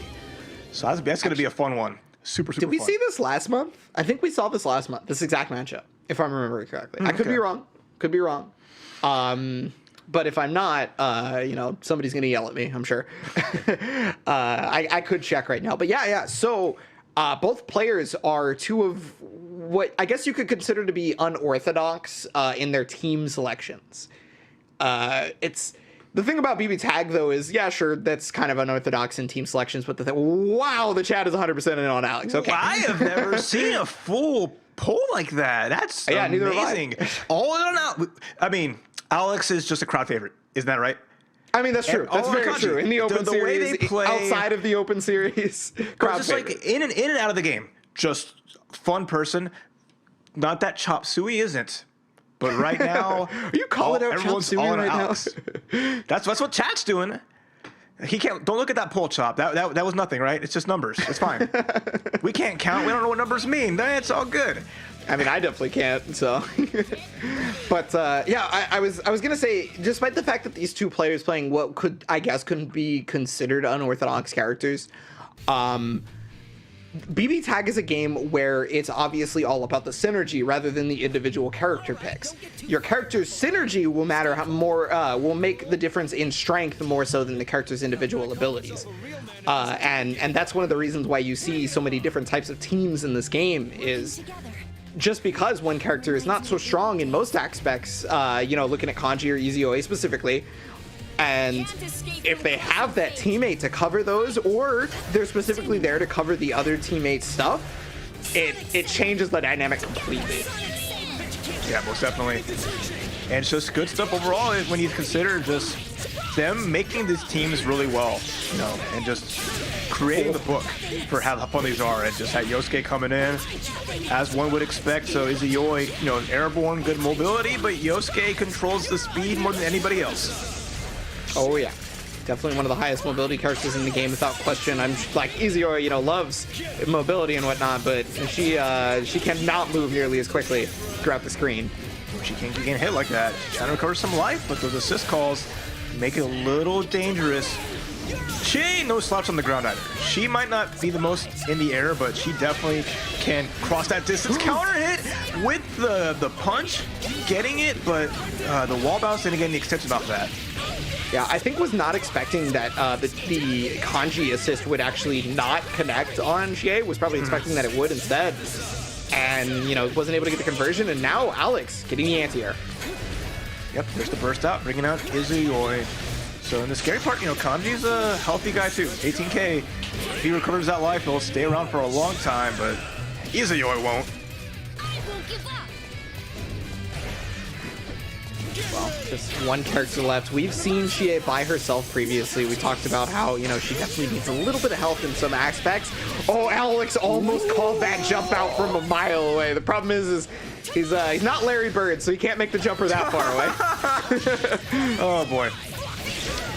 Well, he'll do his best either way. He'll sink those threes, but we'll take those ones as Alex taking the first game here in the set. The second set of upper semis, and just was keeping things solid, right? Didn't lose a lot of life going to that, never went down past half, manages the team's health really well, and is able to draw it out long enough. Yeah, I think that's actually, I think you're talking specifically about a very common mistake a lot of people make when they start playing BB Tag, is not being able to manage team health, right? Not being able to get a character out when they're about to die.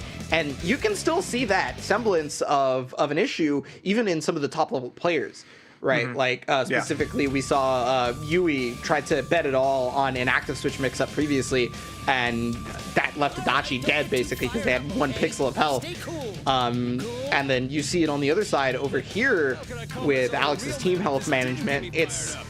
I cannot stress the importance of that, because rather than having 2 characters, if you constantly regen health, you more have 4 or 5 characters depending on how much health that team has. Or you play Ragnar and it's 5 characters. But okay, anyway, game 2. What a good character. Reversal, what a whip. And now Alex starting off with a big combo to get things going is going to keep the corner here too, so it's going to be the setup. I imagine that was meant to be a push block on that reversal from Chop Suey, not actually. Given that they're the same button, that horrible situation can happen, but now you got to block left-right. And Alex does a great job of it, and escaping, and hitting the assist. He did everything all at once. Swiss Army knife right there. Oh, the challenge, good air-to-air. Alex, again, just look at that patience, right? Happy to just chill out, run down that assist, making sure not to get put in a sandwich or actually end up in a negative spot. So I just respect the amount of just awareness that they have, but getting caught out, not getting some damage here.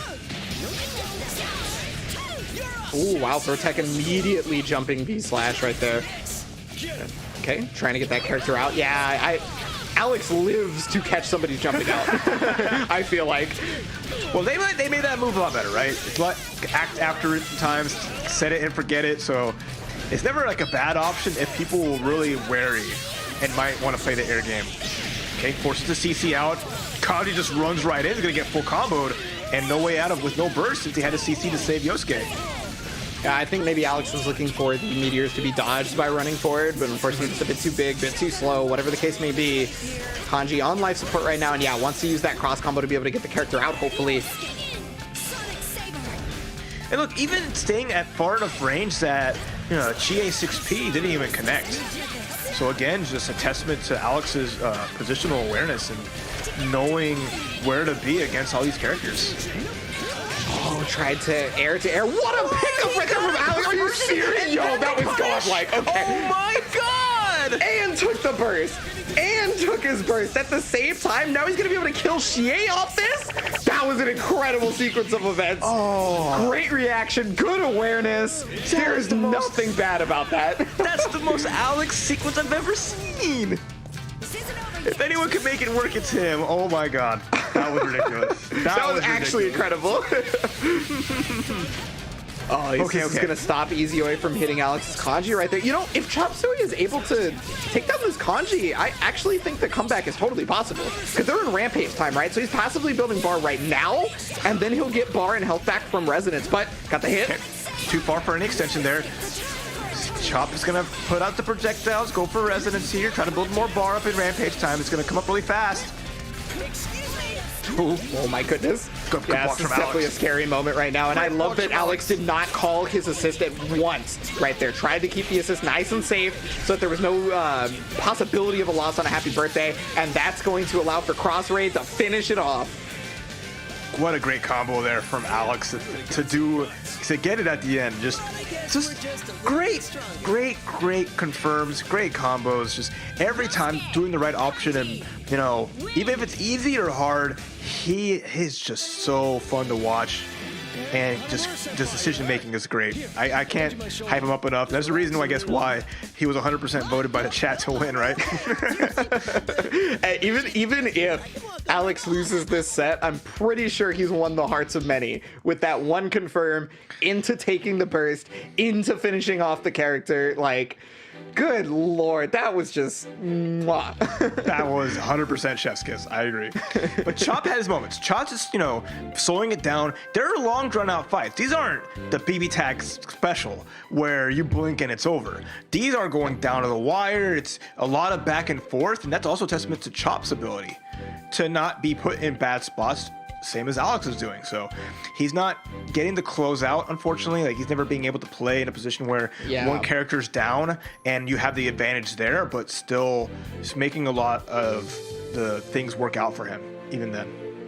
One of the issues in trying to be able to close it out with the team that Chop runs is very specifically the fact that, you know, obviously Izio is not a high damage character normally, but that's why Chie is there, right? To be able to offset that damage. The problem is Chie is not getting in the position where she can power charge and offset that damage. So closing out a character is really, really difficult, especially with what you mentioned earlier, where Alex is managing the team health really well. You know, bringing that character back up to full or whatever. So anytime Izio gets another hit, it's not super effectual. You know, it's not working out 100%.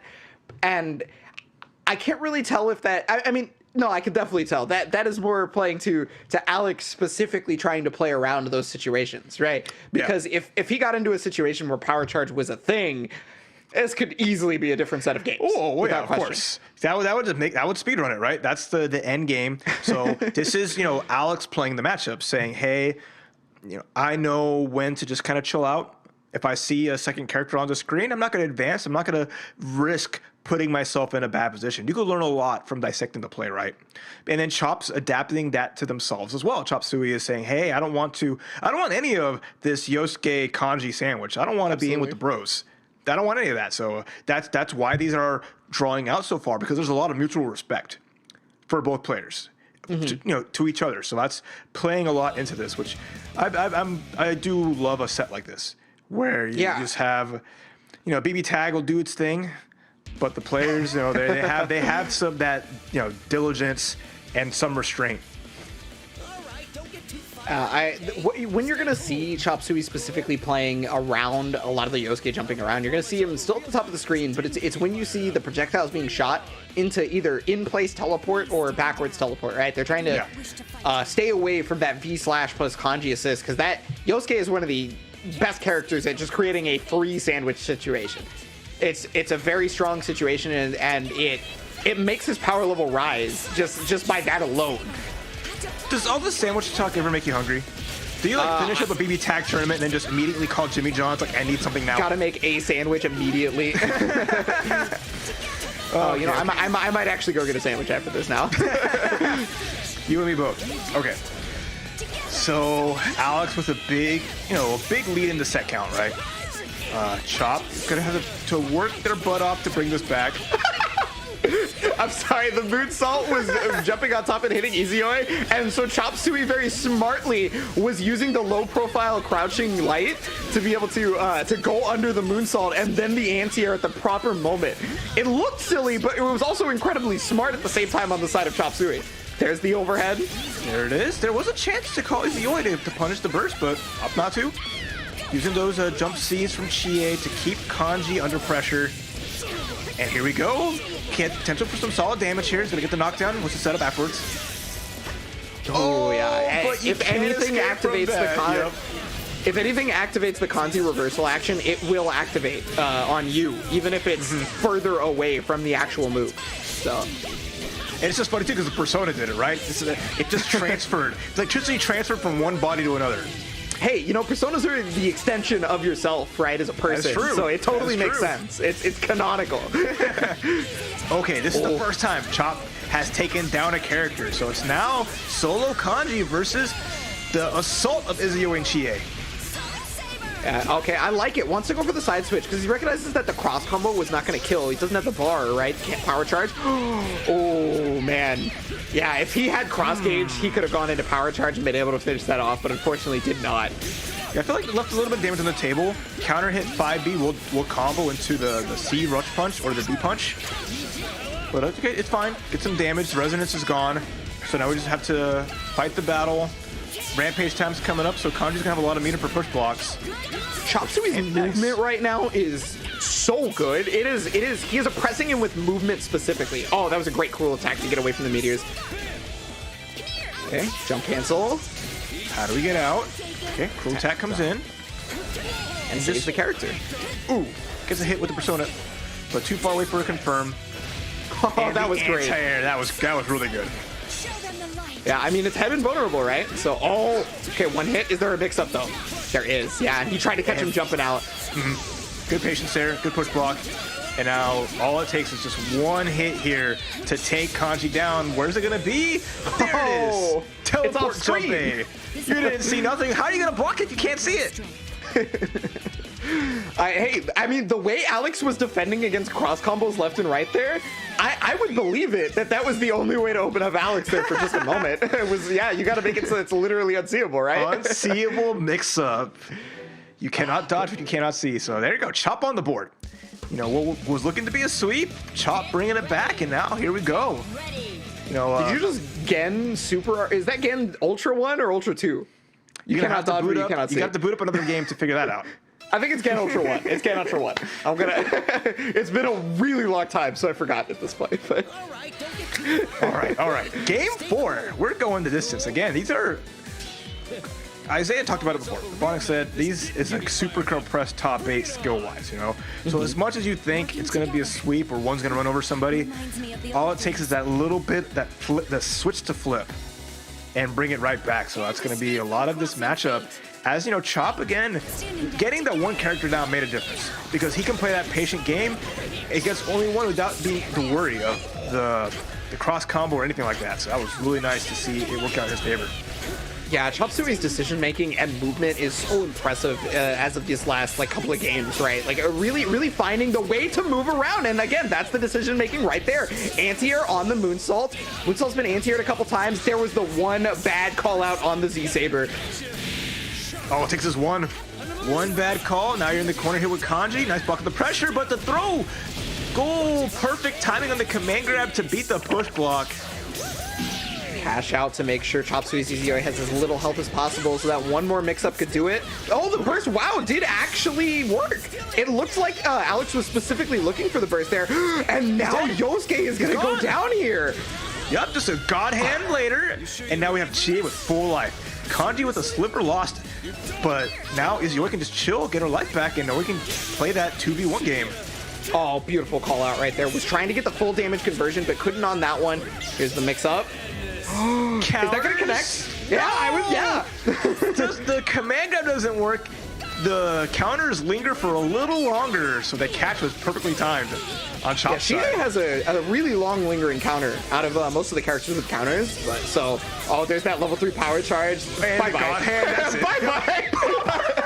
it. Bye-bye. We finally get to see it. That wasn't get to see a power charge. That wasn't even Resonance God Hand. That was just the single hit. Oh, no, that is Resonance God Hand, technically. Wait, no, because you power charge during cross combo, so it becomes not Resonance God Hand anymore. I'm sorry. Yeah, sorry. That wasn't. You're good. So you see the 2 punches, that's the super powered version. Imagine how much damage will come from 2 punches. That's the power of Chie, and that's the kind of round that Chop has been going for this entire time. And ever since once he takes these characters down, he can play his game, and you see it right there. Yeah, incredible adjustments here from Chop. Like, it was looking real difficult at the very beginning. And now he hit the slap chop and is able to make it work. I really think it's not just the decision making, but the movement. And it's really easy to dismiss somebody's movement when they're playing like a character like Izuyoi, because that character just kind of like has all the options to move around. But you saw specifically with Chie, a character who does not have like crazy mobility options or something like that, maneuvering around the screen like it was water, making it very, very difficult for Alex to be able to surmount an offense. That's a very Chie thing to do, like water. She's a big Bruce Lee fan in the game, so yeah. I can see that working out. Nice reversal, sniping Yosuke out of the sky, but Kanji coming through the drop kick again. This man is kicking all over the place and gets a hit out here with them. Okay, had a burst. Yeah, there was too much meter on Alex's side that Izuyoi would have been gone. And then just playing the exact game that Chop had been trying to play previously to be able to make things happen. But yeah, that Izuyoi assist is just getting bodied by Yosuke right now. And I mean, that could be Alex's ticket to the W, is just being able to finish off that Izuyoi assist, because she's on life support. And it's, oh no, caught him out of the air. Burst comes out. Oh, good confirm. The tip of it and getting the extension here. Nice mix up. Trying to whittle down Kanji's health little by little before that burst becomes active. Oh, the punish! This should be Kanji going down. Here we go. I wonder if Alex wanted push blocks there. I'm not sure. Or, maybe the counter was intentional. Whatever the case may be. What a reversal. Chie activated the counter, and then Izuyoi got hit by it.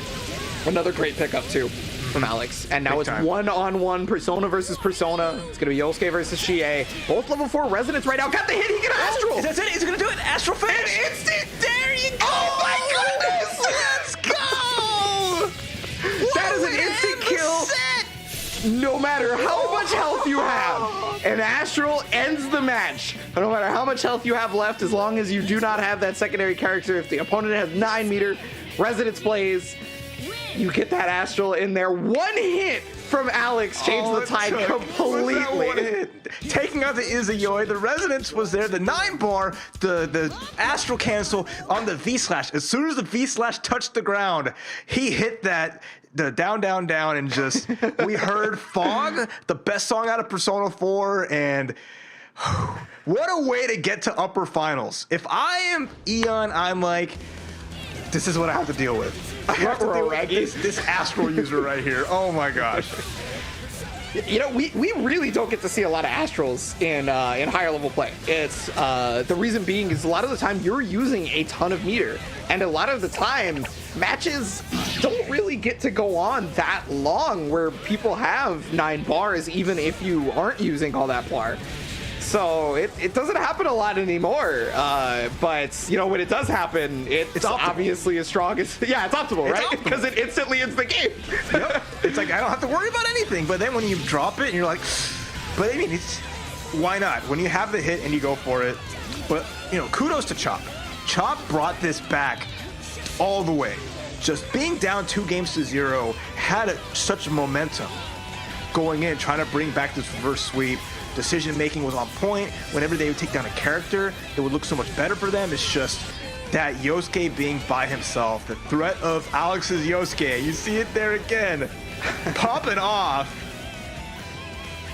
Let's go, Pose and Susanoo. everything. There it is to finish off the set. Alex really legitimately needed that Astral to be able to move on, because like Chop Suey had so much health left. If he had just canceled into regular super, Chop Suey could have made that comeback easy. There was a lot of health. But yeah, so there it is. Your upper bracket finals, Eon Crescent versus Alex. And, you know, again, I can't stress enough, we are getting a new champion today. And it was kind of a toss-up on who that would have been, given the number and the number of people in this bracket that are so strong throughout the US. So, I mean, again, right now, even with the people remaining, I still couldn't give you an answer.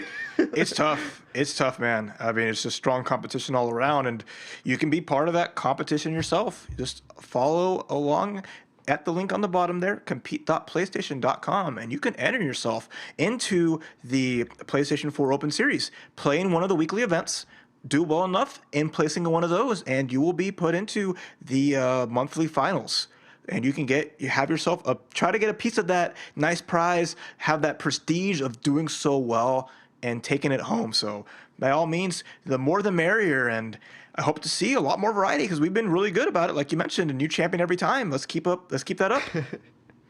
Yeah, well, definitely variety is the name of the game, as we've seen more characters, and we're going to see even more characters here in just a little bit, but we got to kick it off to a quick break before we can get on to that upper bracket finals action and finish off the top 8. This is going to be our last break, so stick around, grab that food, and get ready. We'll be right back.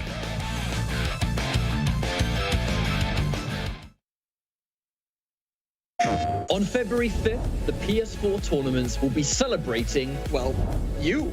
PlayStation is hosting the FGC Arcade, a massive celebration for the fighting game community that will feature top pros and awesome commentators like me, like yours truly, like myself, and we'll be showcasing a wide variety of fighting games.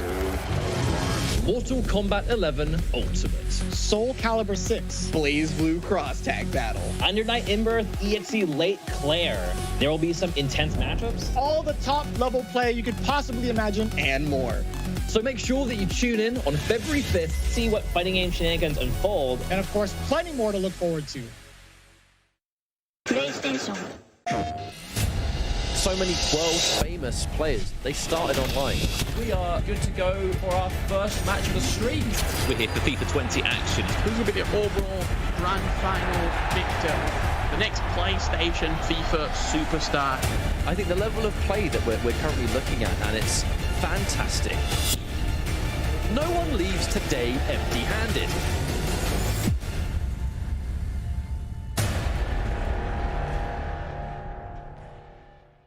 PlayStation.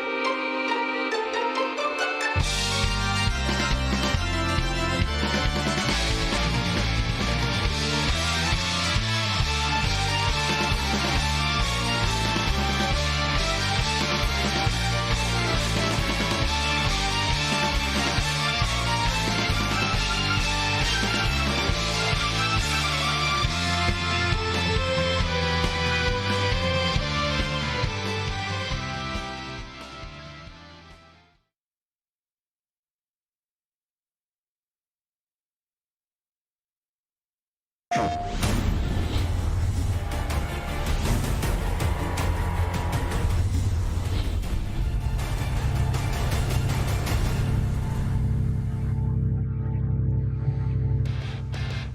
right, welcome back, everyone. We're here one more time for the PlayStation Open Series Tournaments NA Finals for BB Tag, and it has been one wild ride. I am Raph, and with me is the Bionic Plague, and we're getting down to our final matches for the day. Yeah, so we have already had some hard stoppers throughout this, but that is to be expected the further we get through this bracket, because look at the names, look at the bodies left behind, people that you would expect to make it incredibly far throughout the bracket, not making it nearly as far due to the just level of competition that we've seen so far here. Eon Crescent versus Alex is going to be your upper bracket. Chop Suey and Yui are fighting it out right now to see who fight Tactile East side. What we're going to be watching, though, is going to be this Eon Crescent versus Alex match. Alex, obviously, the big crowd favorite that everybody's talking about, but Eon Crescent, quite a story right now, knocking out one of the previous recurring champions in Razzo Sharp in top 16 just to make it to the top 8. Mm-hmm. So the only recurring champion, too, right? Razzo's the only one who's won. It's Tempest and Razzo. Tempest, okay. One of the few that has won 2 monthly events. So that was a big upset, really, to start things out, and then just continuing their onslaught, through that bracket. And Alex again, though, no matter how we're just hyping up Eon, and the poll is like Alex. That's it. The poll is bugged. The poll is bugged. Nah, this isn't real. The poll is bugged, right?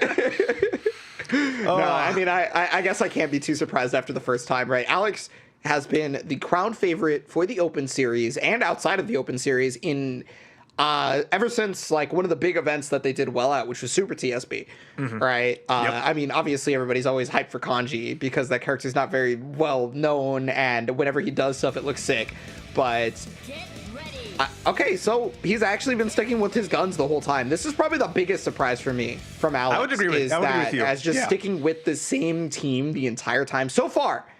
I'm going to put out there because we never know when a counter pick might show up. Well, because that was the thing, right? When you think about it, in the last set, he was up 2 games against Chop. And even though he won 2 as Chop was trying to make a comeback, he didn't make a swap at the end. So usually it's Alex, the one who's going down before he makes the swap. So I think he's just running such a high right now that it makes sense that he just sticks to that squad. Hey, it's working incredibly well. I mean, obviously, we're here in the upper bracket finals. And it's really going to, again, be the name of the game of catching Yosuke for Eon, which Eon had to do at the very beginning of this versus Malqueen. Oh, I love that run under. Perfect on the neutral tech. Waiting out the reversal. Yep, that was good. This character's not going to die, luckily, but, I mean, you're going to take a ton of damage and have to deal with the mix-up afterwards. This is the hard part. Moonsaulting it out, though. Yeah, smart. There's no reason if you're playing Yosuke not to up back like that. You're going to avoid maybe like that mix-up if you're not going to do it for a regular meaty, and then you'll just get out. Oh, wow. Nice patience right there from Alex, being able to get around the JC. And, that almost ended up killing Yumi. Great from Eon to be able to navigate this cross combo, get Yumi some health back right now. And he's baiting every throw, and none of them are coming. What I liked is that burst was so good because since Blake comes from off screen, she managed to just sneak under Kanji and avoid getting punished. And now the match is starting to get pretty even here because, I mean, Kanji's got the most life out of everybody, and he's still looking pretty healthy. And now he's in. Cruel attack whiffs, but no punish on it. I like the air though from Eon. Chasing him down. Oh, the cross-up right there. Yeah, Blake is one of the few characters that can cross you up in the corner. Oh, beautiful cross-up. Speaking of cross-ups, yep, cash out. It's gonna go double super here. It's gonna get the kill off it too. Oh, absolutely, because you have to cash out right there specifically so that Alex was going to be unable to burst it. That was one of the biggest reasons, not just the kill, but to ensure the kill itself. And so the incoming whiff entirely, Eon with that 5A catches Yosuke. It's going to activate Resonance, but catches Yumi on the other side. I don't know if Eon wanted to have them both in the corner, and now Yumi's gone. Yeah, thanks to the invincibility from Resonance activation, the JC whiffed, and because of that, there was huge whiff recovery right there. Alex took advantage of that beautifully, and now it is 1-1. Astral back on deck, but I don't think we're going to seeing it from Alex this time. No. And as we see Eon getting that meter back, They're both going to have full reserve here. Wave Super gets some chip. A lot of chip, too. Really nice decision there just to make sure that extra bar didn't go to waste. Yeah, it's either chip or you get you catch him trying to moonsault or V-slash, right? So Yeah. I mean, there's no reason not to do it, I feel like, at that range while he's falling down, because he can't jump another time. This chase is Yosuke is just hunting down Blake. Trying to catch a cat. He's trying to catch the kitty cat. Finds a hit with the run. Here we go. It's a start. Okay, laid I out would some use a little bit salmon. of bar. You have 5. Noke doesn't want to use anything. Yeah, well, I mean, using the bar right there would get Blake the ability to leave the area and not get caught by Alex another time. So he's got to wait to use the bar for the assurance that it'll either kill or put him in a very advantageous situation. The moonsault EX should do this. Might do it. Yeah, with that much There hit, it is. And just like that, Blake doesn't have so much health. Yosuke might not do a lot of damage, but it's enough. And Alex clutching it out, taking game 1. Yeah, you know, I mean, again, we specifically mentioned this at the very beginning of the broadcast. Blake is going to have some troubles being able to one-on-one versus Yosuke, because while they do exude the same areas of the screen and they both have options within those same areas, Yosuke is usually a lot faster at those things because he's just genuinely the fastest character, right? Yeah. So when Blake wants to make something happen, she's more likely going to have to do it preemptively in those areas to be able to stop Yosuke from making anything in his favor. Yeah, and the scary part is, too, it's like, you know, the lag on that is high. So if you're committing to something preemptive, Yosuke can get in those dead zones very easily and punish you for it. So it's a risk in of itself to try to challenge with those long-range normals that Blake's going to have that linger for so long. Okay, I can't believe I'm saying this is only game number 2. That took a while. BB Tag is normally an incredibly fast game, but for once in our upper finals, we have 2 of the most, like, zoning runaway type teams possible.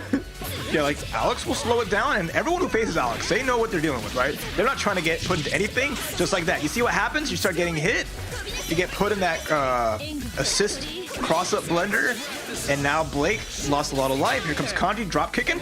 Oh my god, Yumi 5-8 to the rescue. Thank you, Yumi. I'm a fan. Again, that button is amazing. Easily one of the best buttons in modern fighting games right now.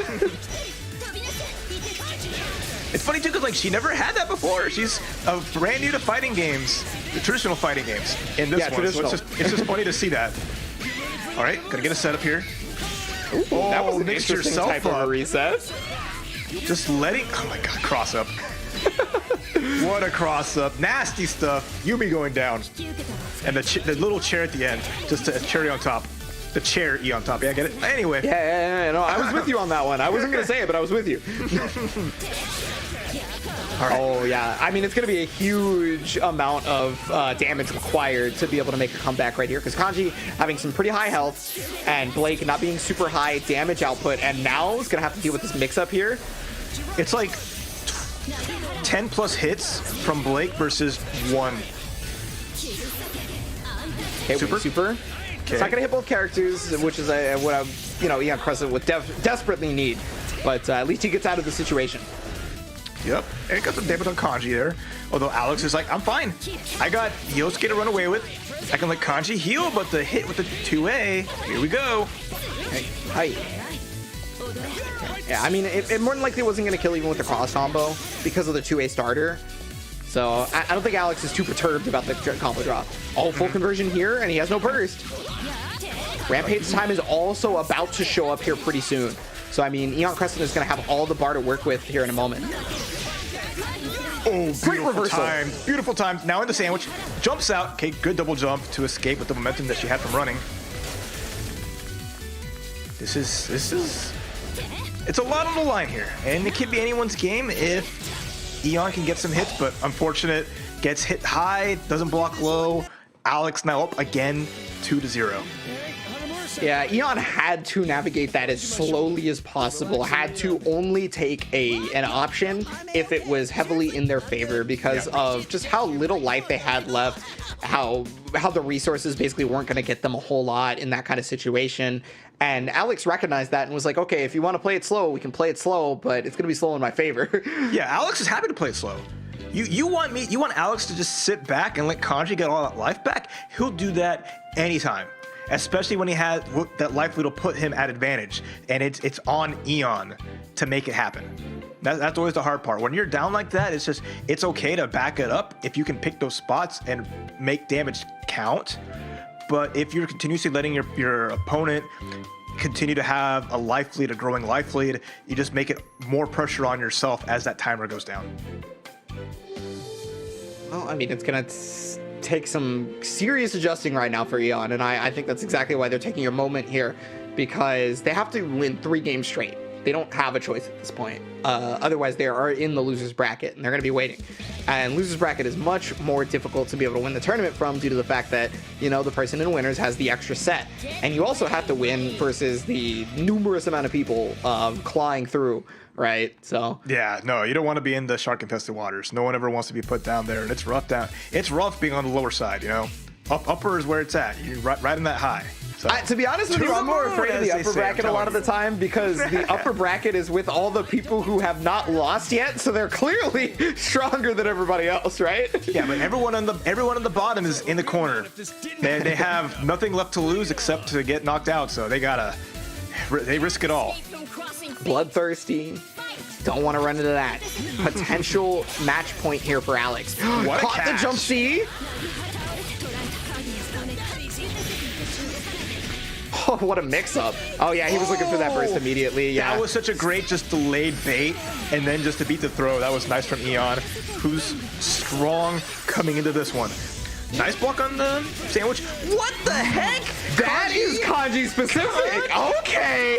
Kanji 4A? Shades of Yumi? Oh, man. Only one of these supers going to work. He's got full characters. Oh, and he's going to be able to do a full combo. Yosuke is down, and he can full combo Kanji afterwards.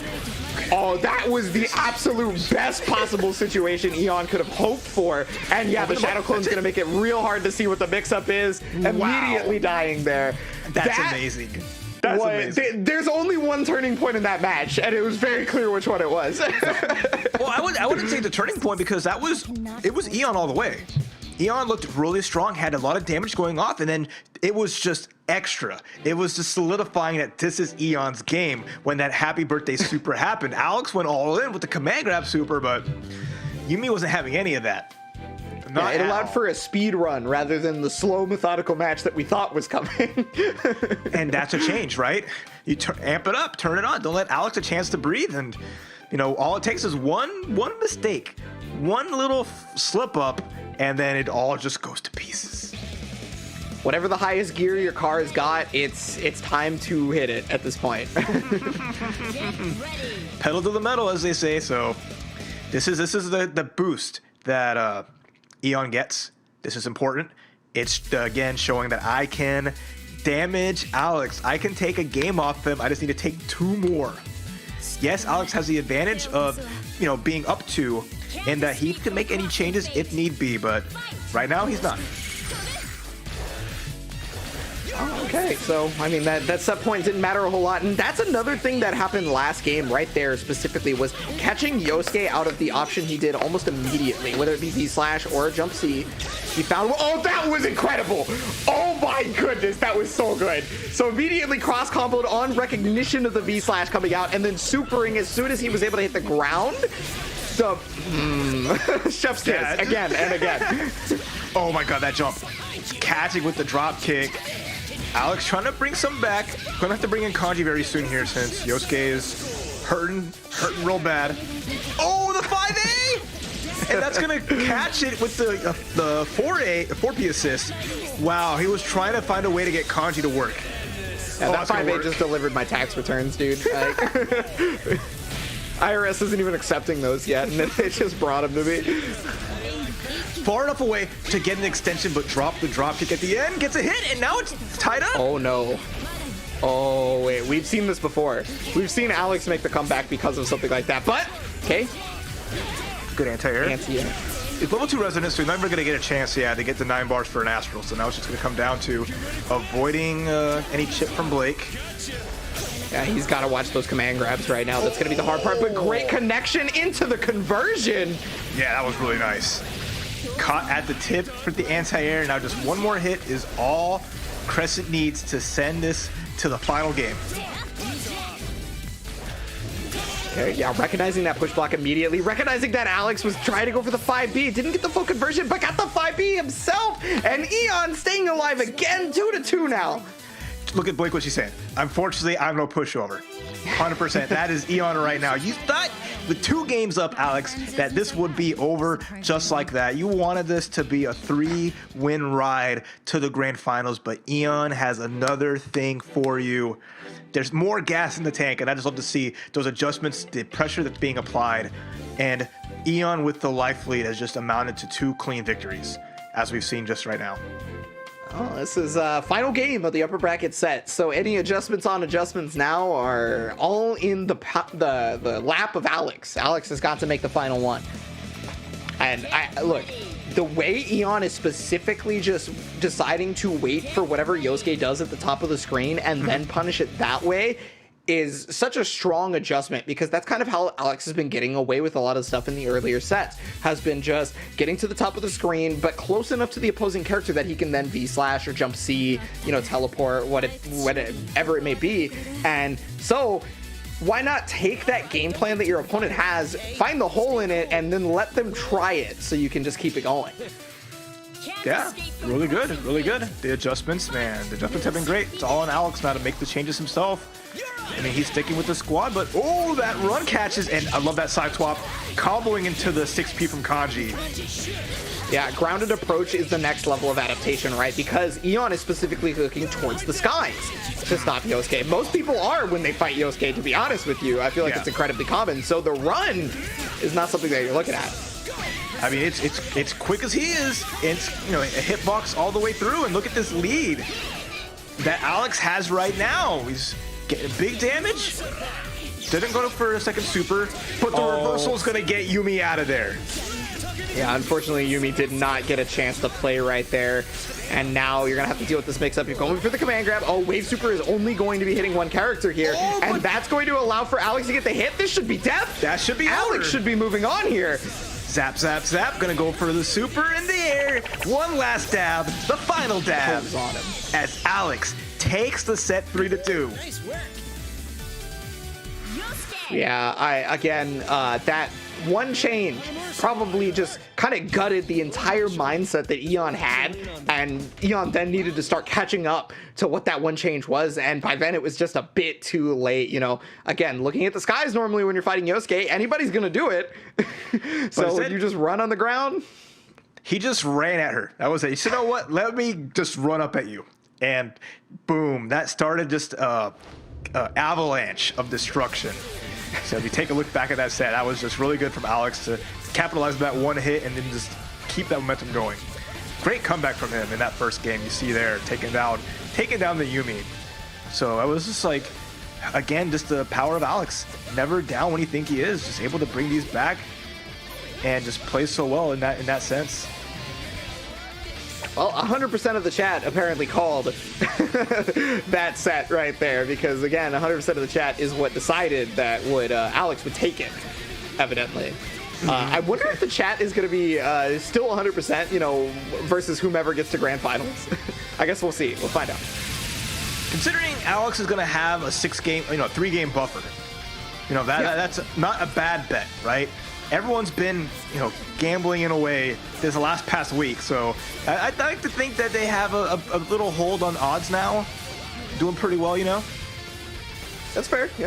Okay. You're right. But yeah, so Alex is going to be moving on to the grand finals, and he's going to be on the upper bracket side, meaning he's going to get 2 chances to whomever may face him. And who that might be, we're going to be finding out here, because take a look at the bracket. You'll notice that Chop Suey has defeated Yui 3-1. So the person who fights Eon Crescent in the lower bracket finals is going to be either Chop Suey or Tactile Eastside. Whomever wins this match right here. And you got to remember, Tactile lost first round to Alex. So Tactile's been fighting himself from the first round of losers there. And if the EU finals is any indication, watch out for the people who lose in that first round losers, because they can make a run all the way to grand finals. Tempest is the one to watch here because, you know, as you said before, it's hard to tell out of like a handful of the people who are in this top 8 who would make it to the end, right? Tactile, a good, you know, one you could say, I think Tactile's going to do it. That's never a bad odd, right? So we'll see how Chop handles Tactile Eastside and if he can stop that from it. And I know we ran the polls, so I'm wondering who the chat It was 54% for Chop Suey, looking to slice and dice up that Tactile Eastside here. But, okay, so immediately going to Ruby Yumi, which is considered to basically be Tactile's main team at this point. I wonder if being sent to losers bracket round 1 just lit a fire under him and was just like, all right, we're not losing no more. $400 on the line. Get me in upper bracket. Come on, I want my way back. His friends probably just messaged him as soon as that loss happened. They were just like, pick your stuff, man. Pick your stuff and stop playing games, because we're in money match territory. We are here where every match is $100 for the winner. Yeah, that's right. So whomever loses this is only going to be walking away with 100, right? Only. Whoever winning. That's a good amount of only, right? It's a good chunk of money, and it's only. Yeah, here we go. So first game here, and immediate reversal action out of the air. Yeah, I love that decision because Chop Suey recognized a very common situation that happens in BB Tag a lot, where Ruby can do 2B to anti-air you while you're in the air, and then immediately air unblockable you with her own reversal action. So you try to not have to deal with that situation at all by just getting out of it and hitting her from doing the anti-air. And we'll see, putting that into practice. Nice mix there. Forces the burst out and the punish. Nice jump cancel to make that count. That's a check situation. If you try to burst there, it becomes checkmate. Yep. But the combo didn't fall all the way through. Chops, Chie got that one of the best 5Cs in my opinion. Very fast. There's not like an obvious startup to it. Oh. Okay, hitting on the backside. That's the Ruby special right there. Yeah, I do like that Chop Suey tried to tech back into the corner to avoid a sandwich situation, but unfortunately was not able to do so, and now is at the mercy here of Tactile's Yumi. Okay, pressure's on. Nice 4P. It's going to get that cross combo to keep the pressure on, as Izzo is just trying to fight her way out. Fighting for her life here. Oh, full screen run up low? Yeah, I guess I wouldn't have been ready for it either, to be honest with you. No one ever expects the full screen dash up low. But okay, pressure's on. Trying to catch Tecto up backing, but Tecto delayed the jump back a little bit. Nice punish. Yeah, that was a beautiful punish, honestly. And he's going to be able to kill the character here without bar, I would think. But okay, yeah, use the bar. It totally makes sense, right? Ensure the kill. Make sure that character dies. Yep, here comes Indo. Down all by her lonesome. Can get a lot of life back from this 4 level residents, but what a check. Great air-to-air from Tectile with the CC. This should be it. Yep, gonna switch over to Ruby and get that ender right there. Rush Super's gonna finish it off. First game, Tactile Eastside. Another one where we're continuing on this trend of just, you know, the rounds lasting until Rampage time, and we're getting drawn out fights. The hits are big and they're counting for a lot, but you know, the back and forth between the two players has just been really good. It's just, you know, Tecto's been better at managing life, and that's what dictates in situations like this who can really come out on top, is managing that all-important life resource. Yeah, the decision making that goes into getting into Rampage time is usually that of something you see in further levels of play. The reason being is both people don't want to commit. They're playing in such a way that is specifically beneficial to them, and they don't want to do anything until it becomes that. And if they can't make it that, they won't they'll act, but not in a way that's too difficult for them to get out of a poor situation if they do. And so what ends up happening is we see the very rare slow match in BB Tag, which, I mean, if you watch a lot of tournaments for this game, it's not something that happens a lot. I would say it's only a slow match if we get a timeout. That is the rarest Pokemon to catch in BB Tag. You hardly ever see a timeout. It's happened before, but it's honestly, it's hard to do. It's an accomplishment if you can get a time over. That was an incredible decision right there from Tecto. He was specifically waiting for Chop Suey to teleport, waiting for whenever that time would be. The second the teleport came out, he reacted with Buzzsaw, put him in block stun, and that allowed for the Yumi assist to hit him. He basically invalidated what would normally be the strongest part of Chop Suey's game plan with Easy Oi. Just like he's ready for that match, and that's another reason why he picked his normal squad, because he has that experience, knows how to deal with Yumi, has how to deal with the Izzy Oi and this GA, and it's just been looking so good so far. Both characters, but it crossed up luckily for Chop Suey, giving a second chance at life. Oh, yeah, got the throw, but no punish on the whiff there. Okay. Yeah, it's a little scary. You see a lot of movement from Chop. I'm just trying to figure out like what is the reason why? What does he hope to accomplish with like the jumps and the air dashes back and forth? And I want to see some reason behind it. But right now he's getting blessed up by Tecto's Yumi. And this character should go down here. Immediate rush super on this one. Oh no, just barely alive. Just a little bit of life, yeah. Just gotta hold the high-low, nice push block, and good blocks there from Chop. Opportunity to get Izzy Oi out. Yeah, but the problem is that when is the safest way to do so? And that's not a bad one. I do like really the decision. Good. That was perfect. Getting the giant fireball. Uh-oh. Oh no! Burst her right in, so it's just Izzy Oi eliminated. Low profile the shot from Ruby to get the hit. Beautiful decision. Chop ready for that. Not that getting is combo broken the this time. Classic, doing the 2L to be able to go under stuff. She's been doing that since Persona 4 Arena. Not even seeing what's coming at her. Just blissfully unaware that someone shot a bullet from their scythe right at her face. But either way, Tecto takes that and is now up 2-0. All the cool, cute things you can do, just not enough. As Tecto's just holding his ground and staying solid.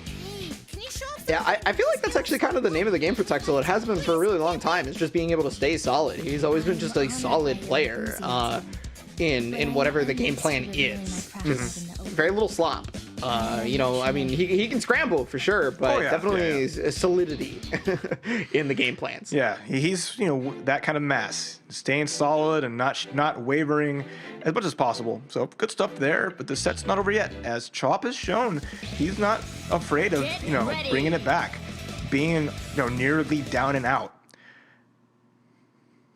Okay, well, I mean, Chop sticking with his guns here. Same team, if I remember correctly. I think I saw Batista. Did you? Yeah, I believe we have one final switch here, going all in with something different to try to make a statement and make it count. If there was a switch, it's exactly that. Yeah, you're going all in, because if you win, you're with that team for the entire time. You can't switch again. Okay, there it is. You're right. So, Izzy Oi Batista. I don't know if I've seen Chop Suey play this too often recently. I could be wrong, but I mean, I guess we're going to see how it comes into play here, and this is just an unfortunate start. Well, there's no play on that side yet. This is just the technical show, Yumi dictating the match. Oh, and just that light pressure, try to tech forward, gets caught out, and 2B beating out the burst. Yeah, that's a natural combo route right there that just so happens to beat out burst. Whether or not Tecto knew the burst was coming is irrelevant, because he was probably going to do that anyway. Exactly. Uh-oh, gets hit by the 6P from Yumi, has to burst out there. Luckily made it out, but look at that life lead that Tecto has right now.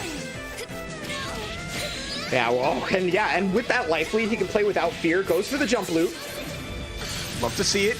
Getting as much damage as possible or having to use meter. Izzy Oi down now, solo Batista, all by her lonesome. Of a lost little girl here, just getting decked by Jump C. That could have been a dead Batista, but this certainly will be. Chop Suey, unfortunately, we're not going to be able to see what the Batista change was meant to bring, as Tecto kept it solid with that 3-0 victory. Yeah, continuing on, as Tecto is now going to be in the lower bracket finals, eliminating Chop Suey, who takes fourth. It takes a respectable $100 with them, but unfortunately couldn't muster up the strength like they did against Alex to try to fight it and bring it back. So good stuff on Tecto to just hold the line. He held the line, kept Chop at bay, and no, this is that strength of that one player that gets sent to losers on round one. They always got to watch out for, because they're just coming through this bracket like a shark in the water with a little bit of blood. That smell, just get him going. Yeah, no, I really do wonder if losing in winners to, I mean, the person who is clearly in grand finals right now, kind of lit a fire under them and just was like, yeah, I gotta pick my stuff. I gotta make it. So, I mean, hey, Chop Suey making it all the way to 4th place, taking $100 for that. It's definitely a very hard bracket to have been put in the first place. So, I mean, the fact that you already made it to 4th place off of that is kind of a huge deal in my personal opinion. So good stuff to Chop Suey. Tectal, however, like we said, going to be moving on there. Eon Crescent will be Tectal's opponent. Yep, so Eon versus Tectals. Oh, wait, these are both Georgia boys, right? Yeah, this is 100% Georgia. So we're running that. We got the New Blood versus the Old Guard, too. So we got a fun thing to see because if they're both in the same community, I'm sure when we had offline, they played each other and they got their starts in that. So they'll definitely have a player matchup developed. Mm-hmm. Yeah, well, Eon Crescent is a little bit newer, obviously, to the scene, considering this is the first fighting game that they've taken seriously. So I wonder if Eon ever made it to any of the locals or if they're in the same city within Georgia. They might be like really far away, right? I'm not 100% sure. Potentially, yeah. Yeah, so, but whatever the case may be, I want to know, the chat is looking at 70% on Eon Crescent. Okay, I was curious, yeah. So these two, both Georgia boys, and both playing... Well, I guess only Eon is really playing the weird team, quote unquote, I guess you could say, right? But I mean, there Tectal is could. the Yumi factor. Tectal could. Tectal's shown a couple different teams already. I don't know if they ran the whole Ruby Yumi through the lower bracket, so they have a chance to switch things up if necessary. But I mean, Eon's a perfect pick. Eon's been playing amazingly well this entire time. You know, it was just strong showing through all of their victories, right? And they're a reason why they ended up as the top of the bracket, right, with their win over Razzo to start things off. Absolutely. So, you know, safe bet here, but Tectal, you got to watch out. We saw what he did to Chop. Who's next? We'll see if Eon can, you know, stave this old man from coming through. Well, old man's up to bat. They're both, so they're both rocking their Yumi teams, which I guess is not terribly surprising, I should say. Not at all. But fight fire with fire, or ice with ice in this case. I guess, yeah. You fight main character with main character. Because these are their main teams right now. And yeah, we saw what Tectal was capable with this team before. We didn't get to see it in the upper bracket because he just didn't go with it versus Alex. It seemed like so. And even they have the Ruby point characters as well. So Team Ruby up against each other, Blake versus Ruby Rose. So you know they have the mobility of Ruby versus like the range of Blake. So we'll see how well Tectal can get to those blind spots, pick out some dead zones, and put that pressure. Oh, big grab. Yeah. Here we go. I mean, there's so many different ways Ruby will try to mix you up right there. The grab being one of many. And that's going to set up the sandwich situation. Okay, jumps out. But wow, what a reaction right there from Tectal. Recognize like, hey, you're probably going to try to jump out right here. I know what to do. Yep, it connects the 5P. Give me 5P, one of the best assists in the game. Getting hit by that leads to so much. And it's not even just getting hit by that, right? Like it's the amount of time that the move takes. So like if you block it, it just leads to so many other things. So like, yeah, you can take bursts off of it and easily combo. Yeah, you can set up sandwiches. You can do this or that, and it's leading to a death on Blake here. Yep, goodbye Blake, the first one to go down. And Yumi already with a lot of damage on her, right? So I like Tectal switching out. You know, Ruby getting her life back as Yumi is going to go down from this, I believe, with the EX extension. Boom, just like that. Tectal is running hot right now. He has been playing so many games straight at this point that he is completely warmed up. Eon Crescent having to sit there and wait right now, probably a little cold. But I mean, this you have to figure out what to do right this moment because Tectal looked unstoppable there. That was just clean. Decision making was on point. You know, catching a lot of just the pressure perfectly spaced. Eon running into little things here and there because it wasn't really like heavy on mix up, right? It was just Tectal reacting well, putting himself in favorable positions and making it count. It wasn't like forced sandwiches. It wasn't big like that. It's just how solid Tectal is shining through.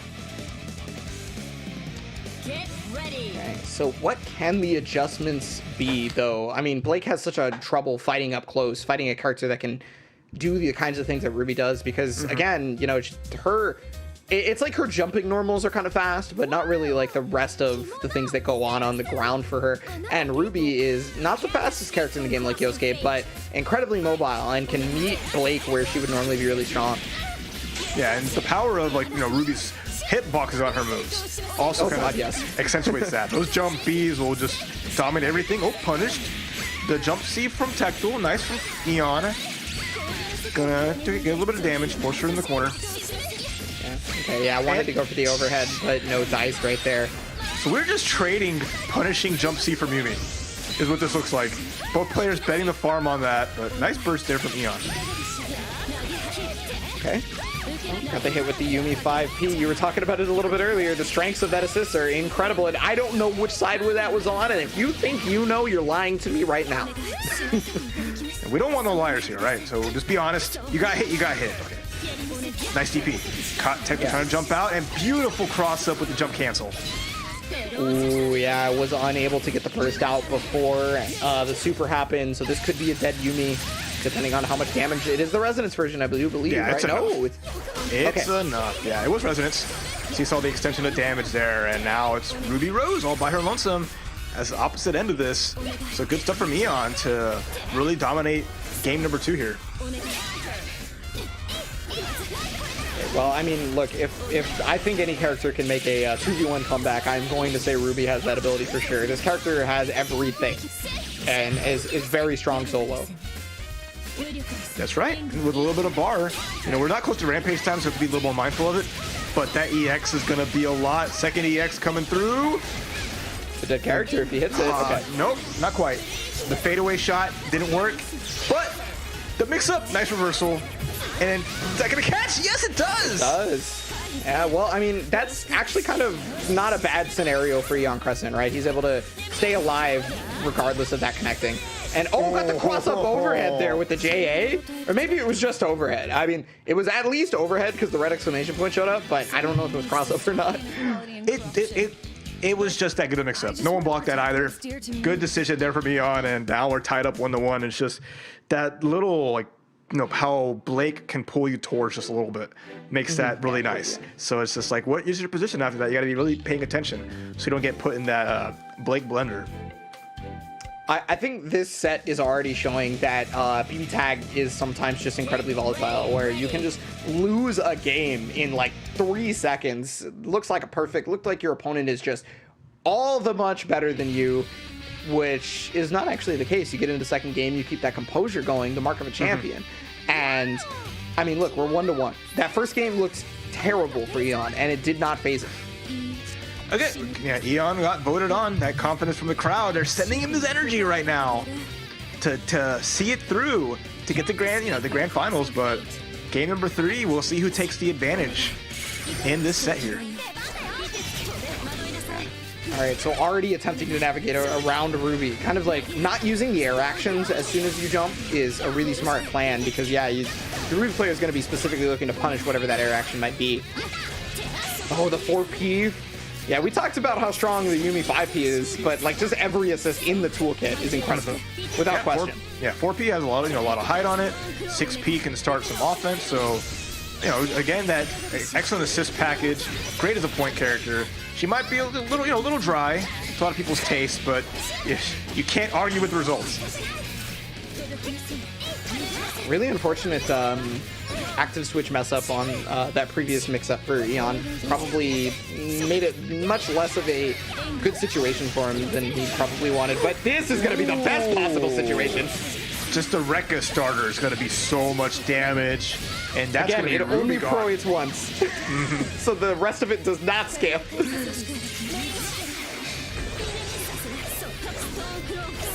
Okay, let's just block it out. D reversal between it. Might have messed up a push block where there's like a small gap. Sitting in the corner here, just taking this pressure. Run up. Nice push block. Save the assist. Good block right there. Didn't know if that was left or right, but apparently Tectal did. So. Ooh, got caught, and then the full conversion off it. That was pretty. That actually was pretty. Okay, good reversal. Okay, the chase down. Get the knockout with the C, and now it's the pressure. Yep, simple 5B, good push block. Oh, I like that. At the last second, JC on the way down, foot dive, and that works out Eon's favor. We're gonna see game number 3 going to them. You were a formidable ally, but I cannot let down. Okay, yeah, this is shaping up to be a lot closer than it first showed, for sure. Tectal is playing around that Ruby a lot better, though, for sure. It's become less of a hassle. You know, obviously we talked about not using the air actions up until Ruby at least gets to the top of the screen, so you can be like, okay, now I can do that thing to save myself. Yeah. Because, you know, Tectal's probably just looking to stop that, put a stop sign up on that, but not coming out. And Tectal's having trouble right now. Yeah. 2-1. Tectal's having trouble catching, and just Eon's making the right decisions where it counts. As he's advantaged, needs one more win to make it to this grand finals over Tectal. Tectal had such a great showing against Chop. Had to slow down a little bit because, you know, Eon's showing that capacity for how strong they are. So no telling how this will go, but Eon looking good. Yeah, it was by no fluke that Eon made it here. It was all by skill and ability and things like that. So I totally get it. Yeah, so, I mean, possible set point here for Eon. Very smart of the players to let the intro rock. I love it when players let the intro rock in online events. Let it see it, you know, let it time to cool down. You know, Tectal has to win 2 straight to finish this off. I mean, there won't be a character switch, obviously, from Eon, but Tectal with first blood. Was really looking for that burst, but never came out. And okay, the Abare here from Eon was specifically looking to just press buttons to be able to get out. Oh, didn't get any more damage there, but at least, you know, Blake already at half-life. 5P hits. There's the burst. No. What a block. Nice from Tectal just to chill. Full conversion all the way to the corner right there, but Eon, without any fear, just hitting those buttons, trying to make something happen. Tectal, however, moving forward when Eon was not expecting it, catching you out of 5B, able to get the knockdown here. Here's the pressure situation. All right, left, right, nice reversal, but gets blocked out. You only hit, it hits everywhere, but only hit behind. And look at Tectal go with this huge life they have right now, similar to game 1.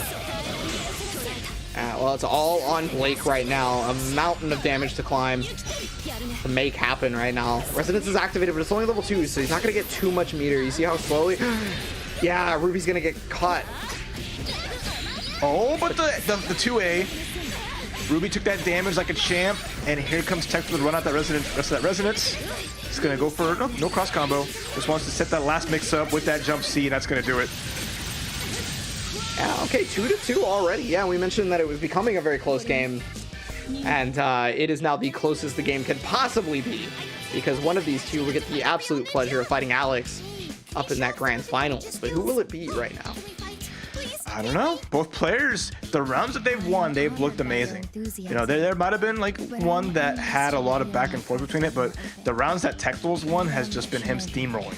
When he gets that momentum, he's just running away with it. So Eon has to slow it down. Eon has to keep Tectal from getting any kind of sandwich pressure or getting any big damage early on. Get ready. Let's see if that is what's going to be the case throughout this match, if that's going to be the adjustments made, because this is the last chance here. Now, remember, we talked about it. Every match, $100 more in your pocket. And this match is no different. Are you going to walk away with 200? Are you going to walk away with 300? Or are you going to walk away with the grand prize? Last game of lower bracket finals here. Okay, Eon, who's looking great. He's got a bit more to go, but just a raw jumping from Ruby, catching whatever Eon was trying to do, and that's how this match is going to start. Yeah, the most basic way to hit somebody sometimes is just the most consistent. You know, even if it looks like it shouldn't hit somebody because it's so basic, it will. I promise you that. Enough people have gotten hit by Ruby's jump B that they understand. Nice 2B. That was an incredible conversion. Got the counter hit directly into the 5B, being able to make it happen. Oh, mix-up potential, Ooh, yeah. Here we go. All the way to the corner here. Still a burst available. No hard tag. That's going to be so much damage off of the EX ice floor. Oh, but the combo drop made it so it's not nearly as much, and now, I mean, Tectel has a chance to be able to get out of this precarious situation, which obviously he's gonna love.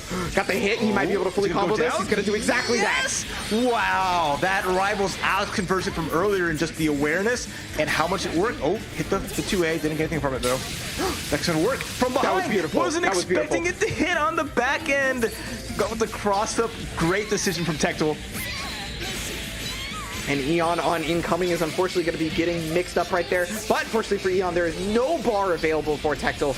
Gets opened up. Again, basic jump in sometimes. Just catch the opponent looking for something a little bit more tricky. Okay, here we go. Oh, tried to push block Yumi and stood up because Eon assumed that he had push blocked Yumi at that point. Back in the sandwich here. Has to hold this pressure resonance over. Eon has just one chance. Can't take any kind of hit, but the 5A wasn't enough Great though. button. Wonderful button. It's trying to help Eon out. If any character can land one hit, it's Ruby. Oh yeah. I have absolute faith in this character always. Oh god, scary.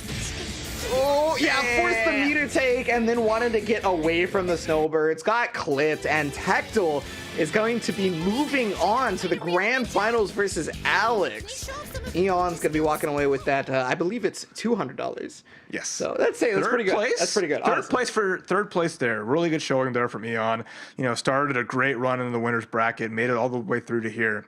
Fortunately, has to bow out now. But Tectel went down first round, winner's side. Went down Only first round to Alex. Only to the person who's awaiting his presence in grand finals. You see this set here. Went down to the wire to our last game. Again, like Tectel's first round, super clean, big win, and then Eon just running away with it. You know, a little bit more of a close match in that second game, but held strong, made it count. That cross up just super good too. So we mentioned earlier that this could be the grand finals for the tournament, and lo and behold, it has become the grand finals of the tournament. Your Sues have been said. You're making that count, but you know, Eon tried to prove you wrong. But Tectel just the Rock of Gibraltar over here, holding the fort and making it all the way here. Being the lone representative from Georgia to get to here, had to take down his fellow Team native, you know, peachy friend. Yeah. But yeah, Alex versus Tectel. Alex in the winner's upper side. So Alex has to lose 2 sets. So Tectel can win. Tectel has to win 2 sets. So Yeah, so, I mean, for those of you who are maybe new to competitive gaming in general, tournaments run usually, for fighting games at the very least, on a double elimination bracket system. And so that means everybody in the bracket gets a second chance. So that means Alex has not used his second chance yet, and which means Tectel has to take away his second chance, then defeat him again a second time. Which is, you know, the upper bracket, lower bracket discrepancy there. Yep. So that's the big advantage of being the best, right? Is that you get to wait in the wings for your opponent with that advantage. But the disadvantage is you're waiting. He had to wait 2 whole sets before this matchup here. So we got Alex has to warm up a little bit. Tectel's coming in with hot hands. This is the first time that Alex is not 100%. So this is how even that is. I like to see it. 56%, right? Well, in the previous set they had in winners, it was fairly close. So, I mean, maybe that's why chat is fairly close as well. All of Alex's other sets, so, you know, against Chop and Eon, they were close in their own right. So, you know, it was definitely a lot of back and forth between all of them. But now we're going to see how back and forth this match can go as, you know, Tectel has to navigate through this Kanji Yosuke team, even if Alex does that. Alex has a chance to run his other squads, and it could throw people for a loop if you're expecting the Yosuke Kanji squad. That's the thing I was wondering about with the characters, is who is going to start with who? Because both of these could just start with anybody, really. Yeah. I would go into this with, like, you know, you have a blind pick, if anything. Okay, so, just main teams, straight up. Main squads. Right. We're going all in, nothing to chance. Okay, this is going to be, if Alex does not change characters in this grand finals, this is going to be maybe the first tournament I have seen online, you know, since we have been stuck in quarantine, where Alex has not changed characters. I can't even, 2021, man. New year, 2021 new is me. weird. I'm telling you, what is the world coming to right now? All right, grand finals. Let's go. I'm excited. Alex, Tectal, both on the East Coast. Here we go. Can't escape from crossing fate. Fight! Yeah, I can totally understand a passive round start from the both of them, I love considering the way the characters will end up snowballing if either of them get into any sort of offensive situation, and this could be that time. Okay, running through. Catching a little bit here and there, but nice. Kanji getting the first blood, nice damage. And Ruby having to hold this pressure. Reversal doesn't get punished though. Yeah, there is a lot of recovery on those kunai tosses, so it was just probably completely impossible for Alex to be able to make that happen. Almost making it happen though was Tectal with that air conversion. Very close, but no dice, as Alex is going to be able to get the run and get the knockdown here. What's the mix-up though? That is always the question. Oh, EX to be on the same side. Oh, man.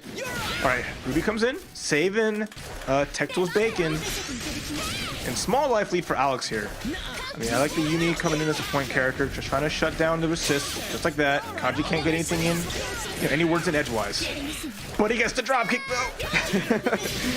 You know, Yumi may be able to meet Yosuke at the top of the screen, but she can't convert nearly as easily at the top of the screen.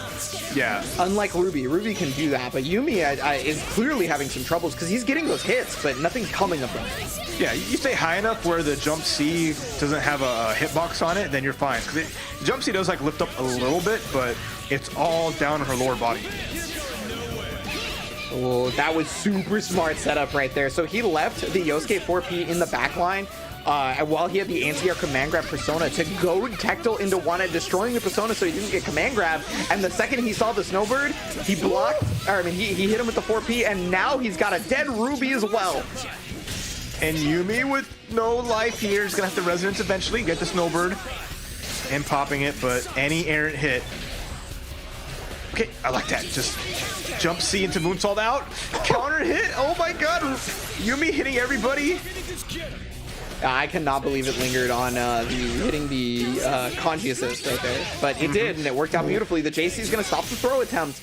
And, I mean, he's got to use this rampage time to great effectiveness because that health is going to be coming back for Yosuke or Kanji, depending.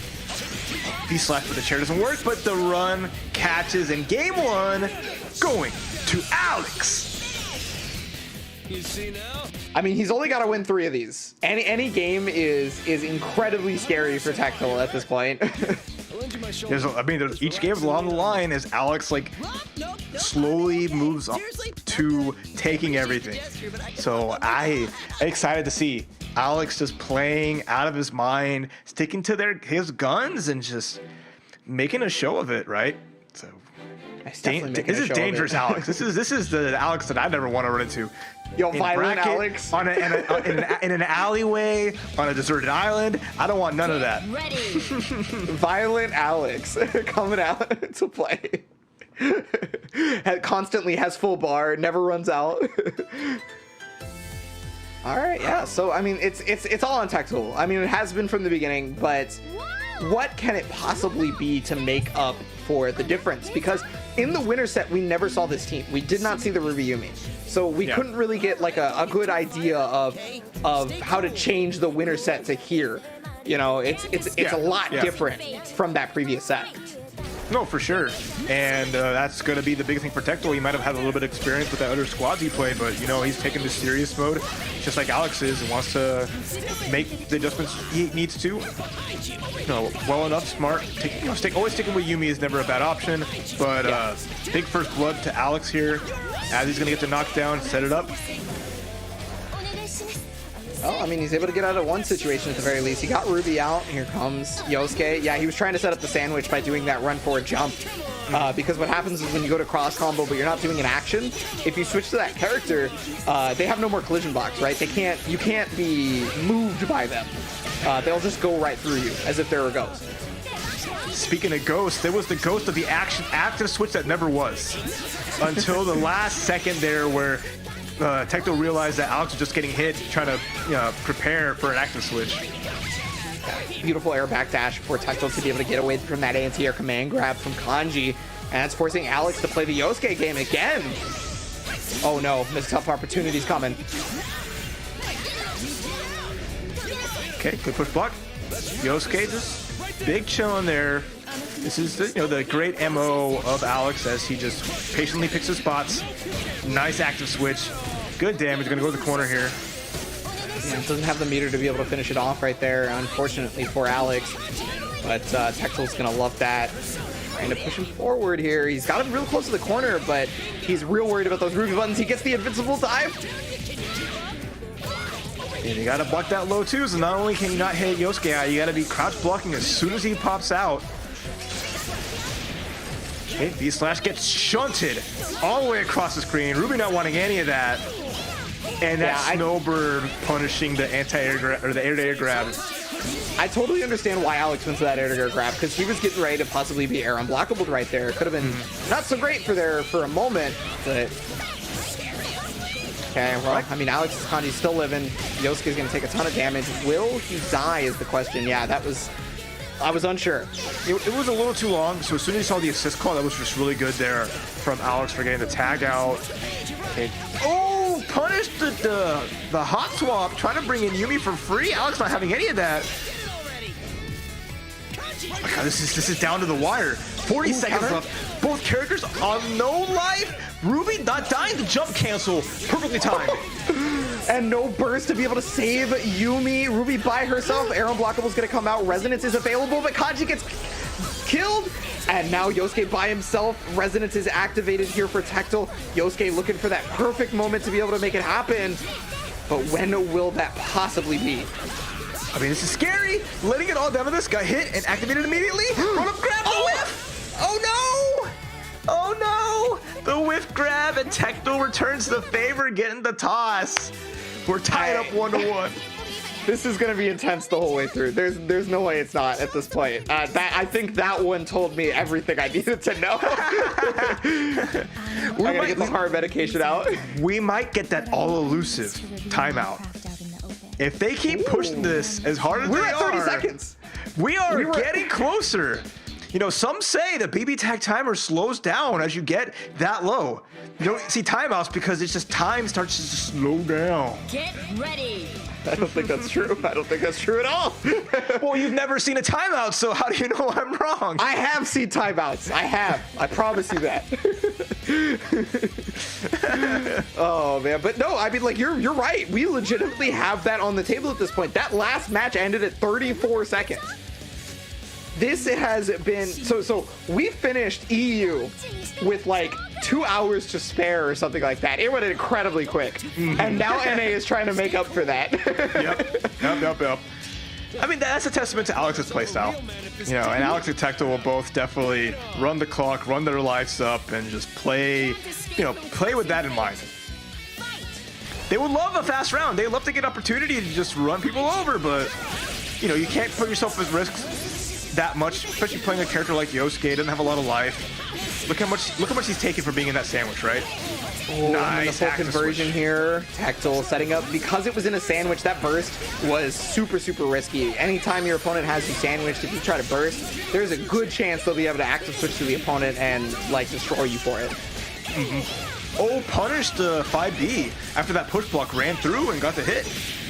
Good decision from Tactile, looking really good here. Oh god, is it high or low? Oh, it's gonna be command right here. Just like, I don't want to deal with this at all. No matter what side got grabbed, Alex was ready. Drop kick into small extension. Yeah, luckily that works on, I think, every Ruby character. That doesn't work on most Under Night characters though. The extension after the command grab. And I like that too, giving Tactile taste of his own medicine, not active switching, and just getting the hit because you're expecting the swap. Caught out of the air with the lightning rod. Oh, there's the moonsault. No full conversion though. Man, how did you block that? I would not have blocked that. Oh my gosh, great. Just amazing block there. Holy crap. Oh, and now Kanji's gonna take the hit. Doesn't have any bar to be able to kill this character, unfortunately for Tactile. Alex is gonna be okay with that, and now he's gotta have one chance to be able to kick Kanji out of there. Oh, gets a punish too. That's what a chance you can get. Okay. I like this. Gonna get the active switch here somehow. I'm surprised he didn't just try to get Kanji out immediately. Okay, there it is. There's his chance. Go block in the corner, yes. moonsault, but still gets hit. And you never expect the grab. Right into throat, right into the super. You saw the chair coming, and he just snapped it right before he came through. Well, you're right about never expecting the grab, because I just realized he has not gone to grab very often during this particular set. So there was probably no way for Texel to be able to expect it. He may have killed a character right here, but he is probably going to pay for that in blood. Not gonna get meter though, so couldn't finish the deal there. Has to resonance to get that life back up. No, the reversal hits! And then, oh my gosh! Tectal with on the other side catching the 2C. Oh my gosh, what patience there from Tectal. That is a Yosuke player if I've ever seen one. Hits reversal action, it whiffs, immediately hits 2C. What? And then Tectal avoiding all that. Avoiding all of it and getting the punish. And just finishing the job. Wow. Wow. Oh, that super catching Kanji like that.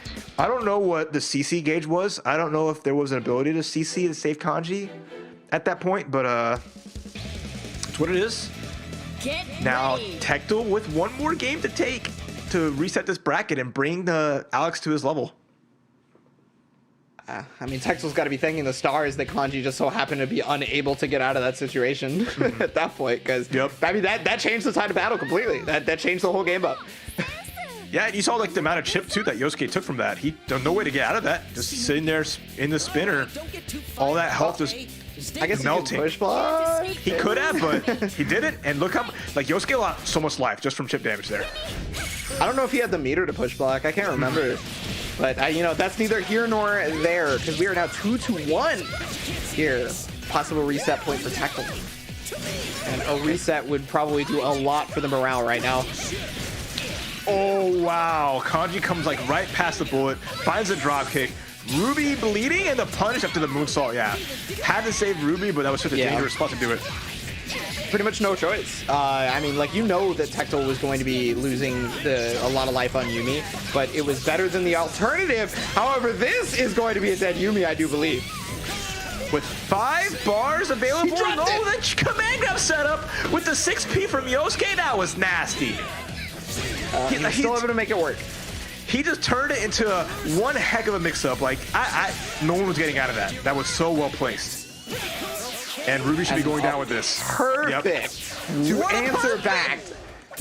There's one of those fast matches that we know this game for. That's more in line with how PB Tag normally gets played, I feel like.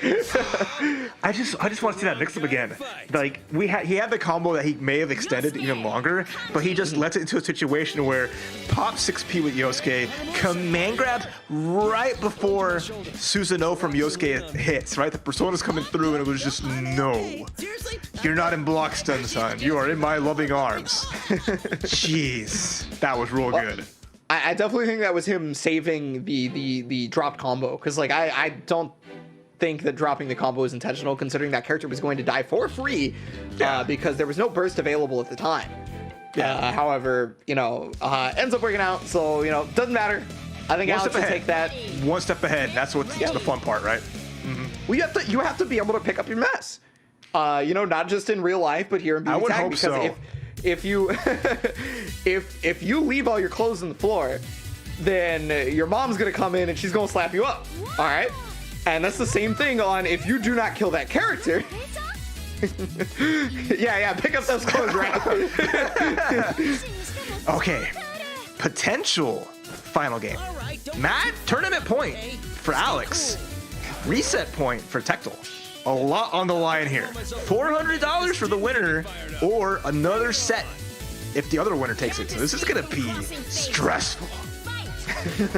The stress is where these players seem to thrive, though, because regardless of either of them having been down 2 games, they have made comebacks throughout just this bracket alone. Oh yeah, amazing comebacks from both players. A lot of sets. Nice tech on that empty air dash. And then blocks, not getting punished by Ruby. Yeah, thanks to counter hit, that was a full knockdown, but he was unable to get anything other than that knockdown out of it. And so now going to set up for the active switch. Yeah, beautiful call out on the V slash.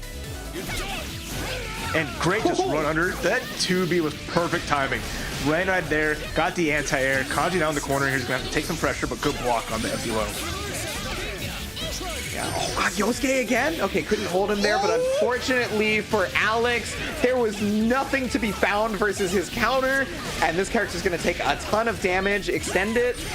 Not going to die, though. Still alive. One more chance at this character's death. Here. Yep, on defense, I like that. The block burst is always a smart option. Oh, but I think Yosuke goes down with this. Yes, seriously, Yosuke. Oh, Kanji's full powered up right now and not trying to have this reset happen. Alex is going to have to use all the resources available, gets the hit, and this should be death. Yeah, just a simple combo to land it. Gonna call Yumi to finish it off here. Oh, drop! Oh, too far! But Raylan in the sandwich, jumps out. Okay, Yumi's gone. But, yeah, didn't have to do much. Nice double jump. Avoids the 5B and the reset from Tectal East Side. Okay, so that is a reset, just like Raph said. So that means we have now a 0-0 set. Clean slate. This is one of Alex's few chances to be able to switch characters now. So, I mean, you know, that's totally possible. I'm not sure why he would switch, but it is a thing that can happen. Yeah, there's a possibility. I mean, same could be for Tectal. He won't do it, but it's a whole new set, a whole new slew of characters off the bat. But, you know, maybe we'll slow it down a little bit. Never mind. Hopping right in. Okay. Same characters, too. So, here we go again. So, this is going to be our final set for the night for NA PS4 Tournaments Open Series BB Tag. This is going to be it. Whatever, you know, thoughts you may have on who is going to win, I need you to put them in the chat right now. I need you to lend them your energy. I need you to give it your all. Because this is it. Grand Finals, final set, Tectal East Side versus Alex. All right, intro's playing through. You know, you finished that nice hype statement, but we still gotta wait for the match. That lingering effect of the patient players letting these characters chit chat. It's tension. It's building tension. Okay.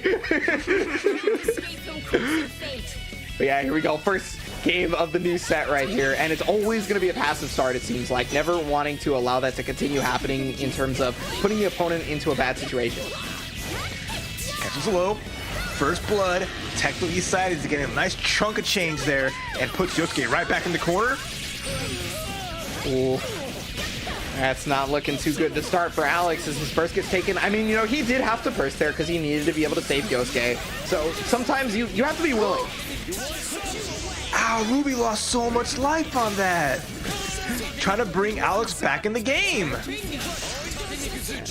Doesn't seem like that much right now because she's gotten a lot of it. Oh, and great block right there. But, okay, gonna be able to active switch. Is that gonna be a punish? No dice, but Yosuke might go down if he just immediately goes into super and does exactly that. Perfect decision there. Kanji's gonna drop himself right into the second half of the screen. But great, just, I'm gonna bring up Yumi to fight this guy, but the 5B gets hit by the cruel attack. Getting the full extension here. Going to the corner. Alright, here's the mix-up. It's command grab. He hasn't gone to a ton of these. So, I mean, now he's going to make Tectal think about it. Oh, yeah, Tectal was thinking about it, in fact. That was cute. I like that. Instead of going for the full extension after the command grab, opting to go for a cheeky little command grab reset, but Tectal was ready. Ooh, when's the active switch? Okay, yeah. Got out of the sandwich pretty easy, to be honest with you. That actually negated that cross combo really well. Mm-hmm. That was nice. And now, you know, oh, full conversion. He's still in resonance, but didn't have meter to get a super off that, so a little unfortunate. Reversal comes out. Nice up back. And this, with Tectal getting some damage here, not going to be enough to kill, but going to be in a position where just one more clean hit will do it. Oh, could be the air unblockable? No, didn't even go for it. Was probably expecting JC from Alex, but yeah, full conversion off that. Easy money. Tectal, first game here in the second set. That was so good. Hit the Ruby 4P, immediately shot out the Snowbird from Yumi, active switch, and that confirm was beautiful. Tectal up one game because of just that super smart play to end it. I love that. Yeah, I you love can that see a the lot. strength in support that Yumi brings to the table with anyone, honestly, with anybody, not just. But when you put the two together, Ruby and Yumi, they just have this synergy that's just sometimes not okay. It just doesn't feel right. It's wrong. You gotta take a shower after this one. It's grimy. But hey, you picked the good stuff, man. You're trying to take it. We're not round one winners. Tactical is not picking the sub team. It's not running with Labris. No, it is time to take it home. Okay, well, I mean, it is still the full set, right? This could go to game 5 for all we know, again. And it could be back and forth on the adaptations. It's a matter of what does Alex bring to the table now? I mean, he's got, there's a lot of back and forth in the set, right? It's been a lot of I win one, you win the other. But with Tactical winning the first one, the ball's in his court. If he keeps going back and forth like that, the first to 3 is going to be done just like that. So it's scary. Alex has to get in a streak here. I don't know if that ever ends up becoming true, the back and forth. If it ever actually is like the true prophecy that always ends up happening. I feel like it always gets changed up at the last second. All right, well, we'll find out soon enough. The script sees rewrites, as it were. Man, if anything, BB Tech players are good at it, is not sticking to the script. Oh, almost got a full conversion off that. I mean, it is not an easy conversion if you were able to make that. So definitely don't blame him for being able to drop that. Okay, just up backing, double jump up backing, just avoiding the floor is lava, let that CC run out, and good conversion. Freezing time to make sure where Kanji was. I like that. Gonna get full conversion off that, and in Ruby knockdown, which is a safe jump. Gets a hit. Okay, trying to get a check with the 4A from Kanji. Yosuke's coming out to try and help, but oh yeah, the emphatic Ruby 5A. And then the big 5P. Alex just can't open up Tectal. Tectal with the chicken block has been super good where he's just up backing a lot of these times. His just spacing and making it so Alex has to come towards him, but that's just not a good way to play this matchup. It's going to be really hard. Just the way Tectal is structuring his offense specifically to be able to cover so many different options is incredible. And then just run up 4A. That's offensive as heck. Goodbye, Yosuke. Solo Kanji coming through once again. Against how much life here that Tectal has on both his characters. It's going to be a mountain to climb. Yeah, great active switch. Knew that move was going to recover and going to get punished. So immediately active switch to get Yumi out of there. She took a little bit of damage, but that was better than eating a full unburstable combo. There's that anti-air again. Drop on the combo though. But what does Kanji do, right? It's hard.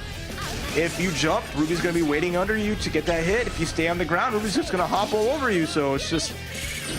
Even though Tectal looks like he's just spacing away and playing patient, it's all...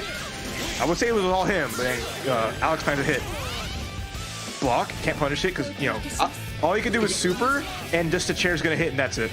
Well, he could have. If he had push blocked the Ruby super, she would have ended up closer to him, and he could have probably gotten a 5B there. I'm surprised that the push block never came out. Probably going to go down here because of it. Yeah, that's going to be wait, no, he doesn't have access to his their character. I totally forgot. He had started that combo with the 4P. But there it is. Oh, the trade. Kicked Ruby out of here, but Snowbird comes through, and 2-0 is the set count. As Tectal is not having any of Alex's shenanigans. We're not playing around. It's the kid gloves are off. And look at him go. $400. Wants that $400. That's all I can say. Wants to bragging rights. Wants to be the first champion of the new year for the Open Series monthly finals, right? Because again, this is the first monthly finals for this year, and it is a completely new champion, whether it be Alex or Tectal. And I mean, you get to be like, yo, I was the first. I was the first. Yep, no one can take that away from you. January 1st, you have the 2021, January 1, number 1. That's a lot of ones. Take that to the bank with the $400. So we'll see. Can he keep it? He has to still win one more. Alex, it's never over with Alex in the set. He's able to bring stuff back. He has to win 3 straight. This is his final character selection here. He cannot make any changes whatsoever. So a lot on the line. Yeah, he is stuck to his guns the entire tournament. So, in recent memory, this is the first time I can say Alex did not switch characters. In this top 8, no, not at all. Beforehand, for sure. Of course. But here we go. Even the music is saying how serious this match is. Yeah, they pulled out the serious stuff, huh? Okay, I see you. That was a big hit with the EX Snowbird. And now just... Oh, Kanji jump B hitting. Is this the new adaptation? Just like have Kanji do most of the work now? While Yosuke sits back? Because normally Yosuke is like the big point character, right? Yosuke sets everything up. We're seeing that. But Yosuke's been kind of struggling to be able to do that. So we'll see if he lets Kanji go down first and it's just Yosuke coming through. It'd be interesting to how that plays out. Because Yosuke anchor, we haven't seen that in a while from Alex. Oh yeah, I tried to use the Yosuke assist there to be able to stop Ruby, but unfortunately Buzzsaw was coming out, and yeah, that move hasn't gotten a single hit yet. that air-to-air command grab, not once. So there's a big check here. Gets some hits, and now okay, Alex finding some damage. Escaped him a lot in the last sets, especially with both characters. So this is a big statement he can make. Wake up, super. He gets caught again. Tecto catches him every time. Didn't DHC to get more damage, just wanted to get Ruby in the regular way. Could have used bar, but it's fine. Yeah, well, I mean, it's not going to kill, and it's only going to hit Yosuke, because that is a DHC that very specifically only hits one character. Man, this is scary. Tecto has everything he needs to finish the job here. Both characters on death's door. That's why you see Alex playing a specific way. He's trying to get that health back right there, but unfortunately he got hit. Okay, air to air right there. Rampage time activated. Oh my gosh, try the 2B, didn't work, and now he's under pressure. It's scary. Nice block on the low, push blocks out. Alex living to fight another second. The hit. But the wake up of Barin, but didn't believe. Just held, didn't burst, just held tag out because Tecto was baiting the burst. Okay, got both characters right there. Okay, oh my goodness. Uh-oh. The cross up in the corner, not enough to kill though. I can't believe he's still calling Yosuke. The Persona took the hit though. There's no life on that boy. The Persona took the hit though, it's fine. But the hit, it's all down to Yosuke Hanamura by himself. Resonance comes out, last chance for Alex. Okay, he's got the boot salt going right there. Great push block to be able to get away. The reversal action's going to miss, unfortunately, for Alex. And Tectal is going to be taking it 3-0 in the reset right there. Your January North America champion, Tectal East Side. Resetting on Alex and then taking it with a 3-0 victory. Ruby Yumi. Where's the crowns today? Oh, well, they're on new heads today on both the EU and NA side. EU had Mr. Rowanism, who had yet to win, and also for Tectal, who had yet to win as well. New champions, new year, new open series. Wow. Tectal making that statement. It's doing so well with a big first place. That was just, again, after that first round where he lost to Alex, playing his sub teams. Playing around a little bit, but stuck to his main guns that whole way through that grand finals. And look what it did, right? The power of his Ruby Yumi has been shown tonight. You can see the power firsthand. You saw the power firsthand. Alex put up a little bit better of a fight there in the winner's side of grand finals, but the second he fell down to loser's bracket, it was a lot more difficult to make anything sort of happen. You saw right there, I think he was just trying to tech the throw, and then it ended up killing possibly, because it wasn't a punish on that throw attack. You saw the green exclamation point. It was technical. But yeah, there it was right there. Like, that was the most Yosuke player thing I have seen in my life. in the winner's side, it was just those micro decisions that really cost him. That whip grab, that slide after the reversal action. Like, those things could have, without them, he might have been able to take those games and it would have been over on there. But all it takes is one little mistake, one little flub, and Ruby Rose will just go running over everything. When you're at a certain level of play, one little mistake makes more difference than you could ever imagine. For sure. You guys are going to see the bracket right here, how difficult of a bracket it was and how long of a climb Tectil had to make just to get up to the grand finals in the first place, let alone win the whole tournament, losing only to Alex in winners round 1, climbing his way all the way back up and getting revenge, walking home with that first place prize, bragging rights as the winner of the first NA monthly finals. No, great stuff. Just overall, you saw the strength through all the matches that we saw on stream, and it's really fun to see. And there'll be more matches to see on stream too, as there are more of the PlayStation 4 Tournament Open Series coming up, with February 1st, the monthly finals for Under Night in Birth, February 3rd, the Soul Calibur 6 monthly finals, and then the February weeklies beginning for Mortal Kombat 11 on February 2nd. So look out for those and hit compete.playstation.com to join in on this action, as more weekly events will be starting up in the new month, and you can have your chance to compete in these monthly finals. Yeah, a great set of action just going on throughout this whole day on both the EU side and the North American side. Obviously, we already said, we have 2 new champions, but I think that's going to set the tone for what's happening this year. It's not going to be same old, man. This is PS4 tournaments at a completely different level, and I cannot wait to see what it amounts to.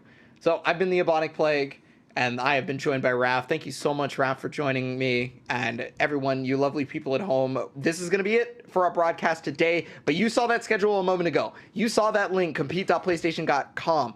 Stay locked into those things, and you will be able to see more incredible action later on throughout the month, and, even further than that. So thank you guys so much, and we're going to be getting on out of here. Have a safe night. Love you. Y'all take care. Bye-bye.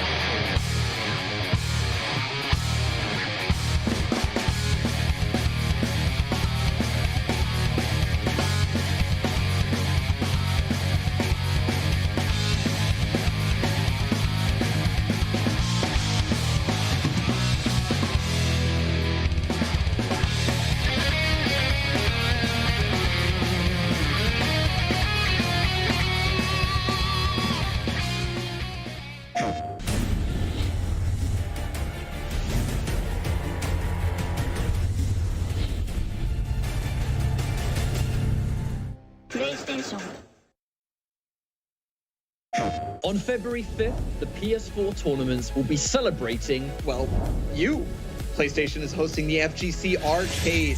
A massive celebration for the fighting game community that will feature top pros and awesome commentators, like me. Like yours truly. like myself, and we'll be showcasing a wide variety of fighting games. Mortal Kombat 11 Ultimate, Soul Calibur 6, BlazBlue Cross Tag Battle, Under Night in Birth EXE Late Claire. There will be some intense matchups. all the top level play you could possibly imagine, and more. So make sure that you tune in on February 5th. See what fighting game shenanigans unfold. And of course, plenty more to look forward to. PlayStation